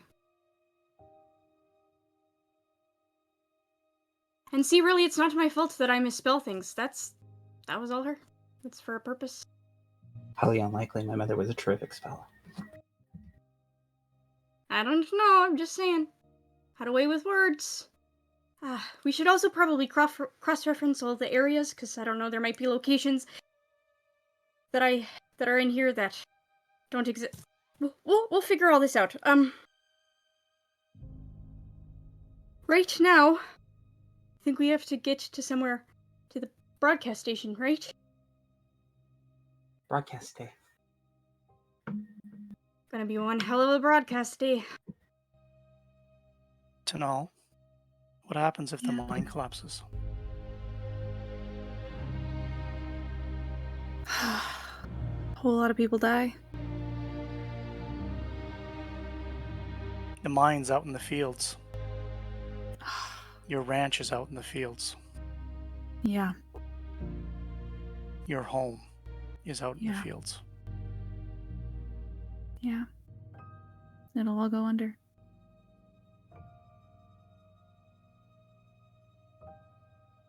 Vilra. She just said it a moment ago. Get down. Hide. Get down and hide. Get down and hide. The sound of the fountain, bubbling water, continues unabated, masking a bit of your noise as you've shuffled around and stuffed your beautification droid in between fallen stonework. But the fountain still runs. The New Order bombed the homesteads, they bombed the market, they bombed Sledge's repair bay. They bombed everything, but the fountain still runs.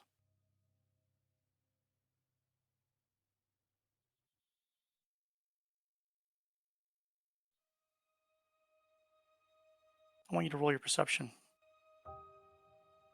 And this might be a really good time to use a force point. Yeah, I'm going to. So I double all my dice. You double all your dice.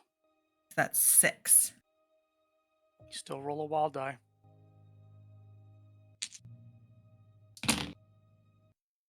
My wild die did not explode, but it didn't get a 1 either.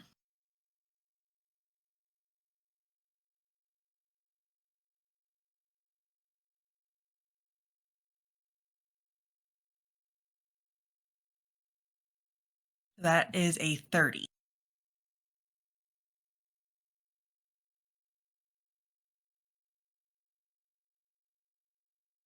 It was right there all along. All you have to do is reach out and touch it. Do you reach out and touch it? Yeah, I don't know what it is, but I do. Vilra crawls out from under the stonework. She's not hiding anymore.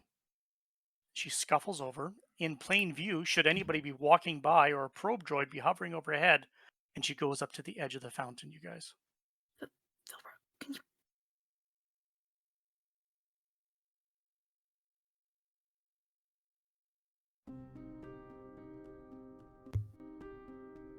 She places her hand on the stonework of the fountain. Just presses up against it. But there's nothing there. It's just the stone frame of the fountain. And then a second later, her hand depresses the stone into place. The stone lights up from an illumination that occurs behind it. There's no control panel. How anyone would know that that was there? A rumble occurs the sound of metal retracting, the sound of water spilling as a portion of the fountain floor separates and rolls back, creating a spillway as water spills down on either side, as Vilra looks up, either side of a metal staircase that descends under the fountain. That just made a lot of noise. All right, let's go. Right? Ah, Do you go in the? Do Okay. you go down the stairs, Vilra? Oh, yeah, 100%. Vilra hops the fountain and disappears from view. The rest of you are still under the stonework, unless you choose to exit and follow her. Smile and begin walking towards it. If you seek the truth, you'll find hope. Walks down the stairwell. Gila shuffles out from under the stonework in plain view, hops the fountain, and disappears from view down the stairs. Yeah, what's one more leap of faith? 2 Pint? Tupine all kind of squirm out of there. Probably getting even more graped up as they go, and is just gonna hover over the ledge and look It's down. a staircase going down into pure darkness. You can just see Tanal making her way down the stairs, and you can't even see the two of them unless you put your spotlight down there. Yeah, I'm gonna take one last look around just to see if anyone is staring at us or this location.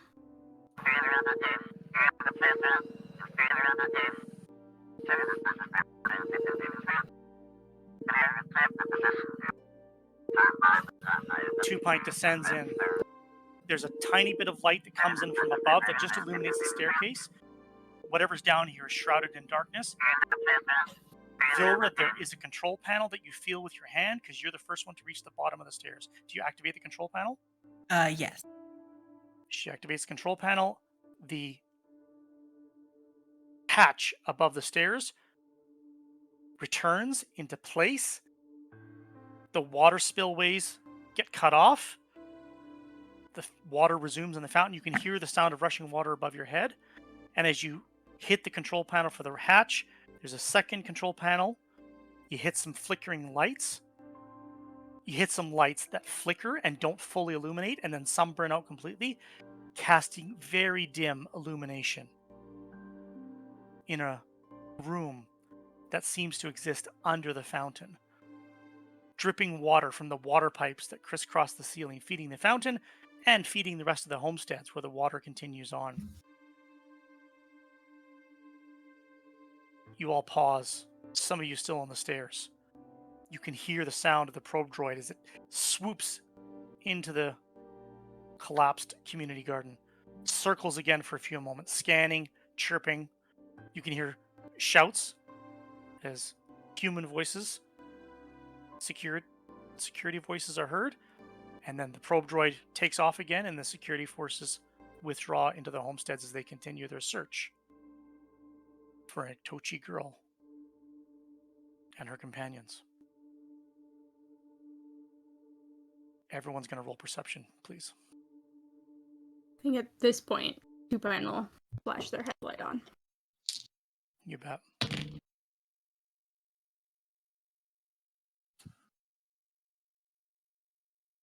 It's an 8.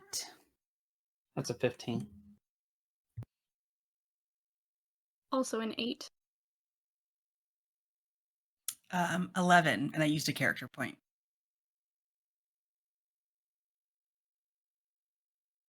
Two Pint, your light is of no help to the rest of them because you're drawn to the only thing that seems to have a tiny bit of illumination, which is a computer terminal on the far side of the room. And as you drift across there, you can see that it appears to be a terminal and a comm station.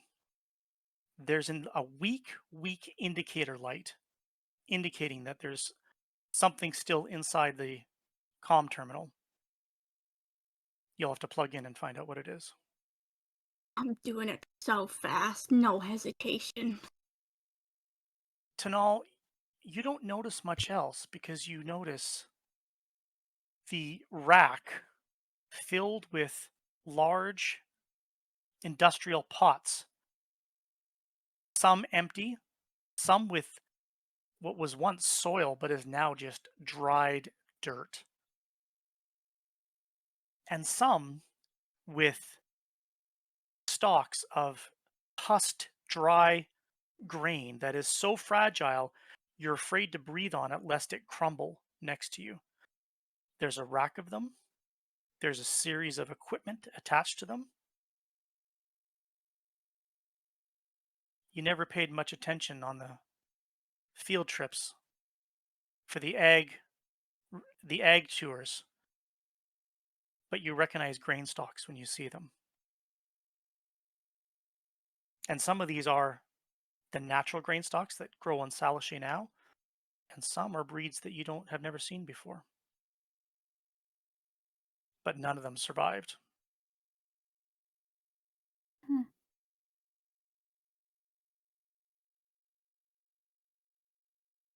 Vilra, your attention is drawn across the room. A series of shelves, a workbench, a few tools, everything covered with dust. There's a series of racks in the walls with smaller receptacles.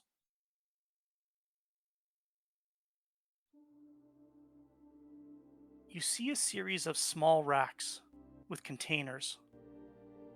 There's only a few containers there, maybe 3, about the size of an egg cup.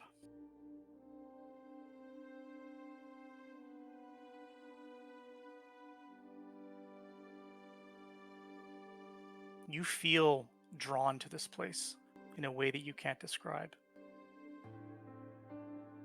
Whatever instinct you had to activate the fountain permeates this place.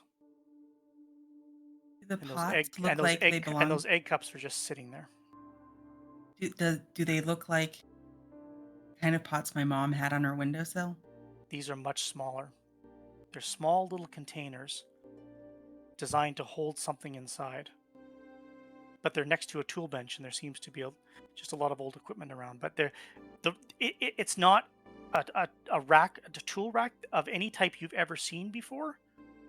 And whatever tools will be used here are not tools that you've ever seen before as well. They are foreign to you. They are old. They are old tools. I'd look at the tools in the egg cups. So there's the tools, and then there's a rack with these little egg cup containers sitting on them. There's multiple. There's a rack hold for multiple egg cups, but there's only about 3 egg cups still there. But you just feel drawn to it for a reason you can't explain. And looks Yeah, like the I egg cups open. think I'd pick one and really carefully. Crack it open. Mm-hmm. It's empty. There's a tiny bracket inside, as if it's designed to hold something and to suspend it, to hold it suspended inside the little container, but it's empty. I do the same thing with the others. Open up the second one. Little bracket inside, designed to hold something suspended. It's empty. And you go to pick up the third one. Gila, you see the walls. You see the foundation of the fountain. You see the cracks. You see debris that has fallen from the ceiling as if the ground itself was impacted over and over again, slamming into this place. But miraculously, it held. Miraculously, the water pipes still run. But the walls have long cracks in them. 2 pints light briefly shines your way and then disappears again. But there's enough illumination just from a couple of the illumination wands in the ceiling. And you see a design on the wall. And you realize you're a little bit too close. You need to step back to see it fully. There's something that's on the wall. And I'm going to show you what that is right now. And Yang Yang, if you can put the order insignia up on the display. Faded, scratched, cracked. but still there. Yep. Still present. Vilra, as you crack open that final container, there is a soft glow that illuminates your face. The bracket inside, designed to hold something suspended, is doing its job. Vilra, I need you to answer this question very carefully. I need you to tell me what color is the crystal inside the cup.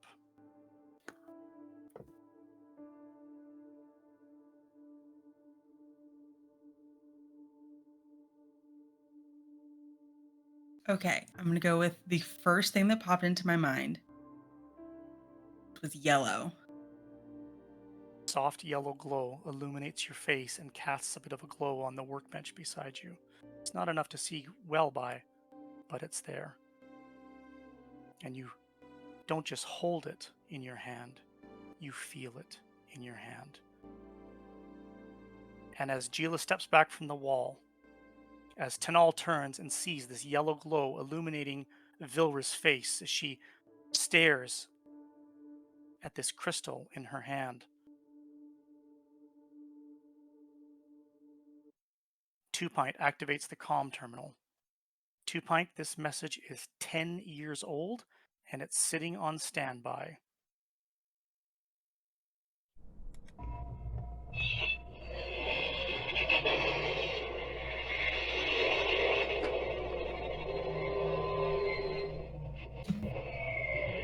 This is Master Obi-Wan Kenobi. I regret to report that both our Jedi Order and the Republic have fallen, with the dark shadow of the Empire rising to take their place. This message is a warning and a reminder for any surviving Jedi. Trust in the Force. Do not return to the Temple. That time has passed, and our future is uncertain. We will each be challenged, our trust, our faith, our friendships, but we must persevere, and in time, a new hope will emerge. May the Force be with you, always. That's where we're going to end episode 3 of Quadrilateral. I have been your game master, Jason Collins. You can find me online at Blue Sky at Digital Collins and the site formerly known as Twitter at Digital_Collins. You can find my bibliography on Linktree at Digital_Collins, including the link to my fantasy comic Kickstarter Thistle Issue 1, which is coming in 2024. Barnaby, where can they find you? How dare you? Hi, my name is Barnaby. I use they, them pronouns. You can find me anywhere on the internet at that's_Barnaby. I'm a TTRPG digital artist and a sad sopping mess right now, so thank you. My name is Mara. I use they, them. You can find me on the internet at College of Lore Dropout or Lore Dropout. You can find articles I've written online, and you can find me playing and DMing on a queer and trans-led D&D channel called Starlight Tales. I'm Diana. I use she pronouns. You can find me most places on the internet at Sapphic Stregonona or also Starlight Tales. And tonight in particular, driving to Jason's house physically after that cliffhanger. Lock your doors. Oh my god. Hello, I'm going to say this as calmly as possible. I am May. I use she, they pronouns. And I have never been so upset in my entire life. Anyways, you can find me on the internet at Maybe Mayhem, as well as where fine podcasts are casted. For my podcast, Socially Plagued, with a friend of mine. You can also catch me GMing I think it's going on right about now, over at Critical Misses. And I want to hand it back to Jason, but I'm afraid he'll make me cry again. Thank you for spending time with us today, and we invite you to return next Monday for the final episode of Quadrilateral, a Star Wars the Role-Playing Game actual play. We wish all our spacers and scoundrels safe skies, and may the Force be with you.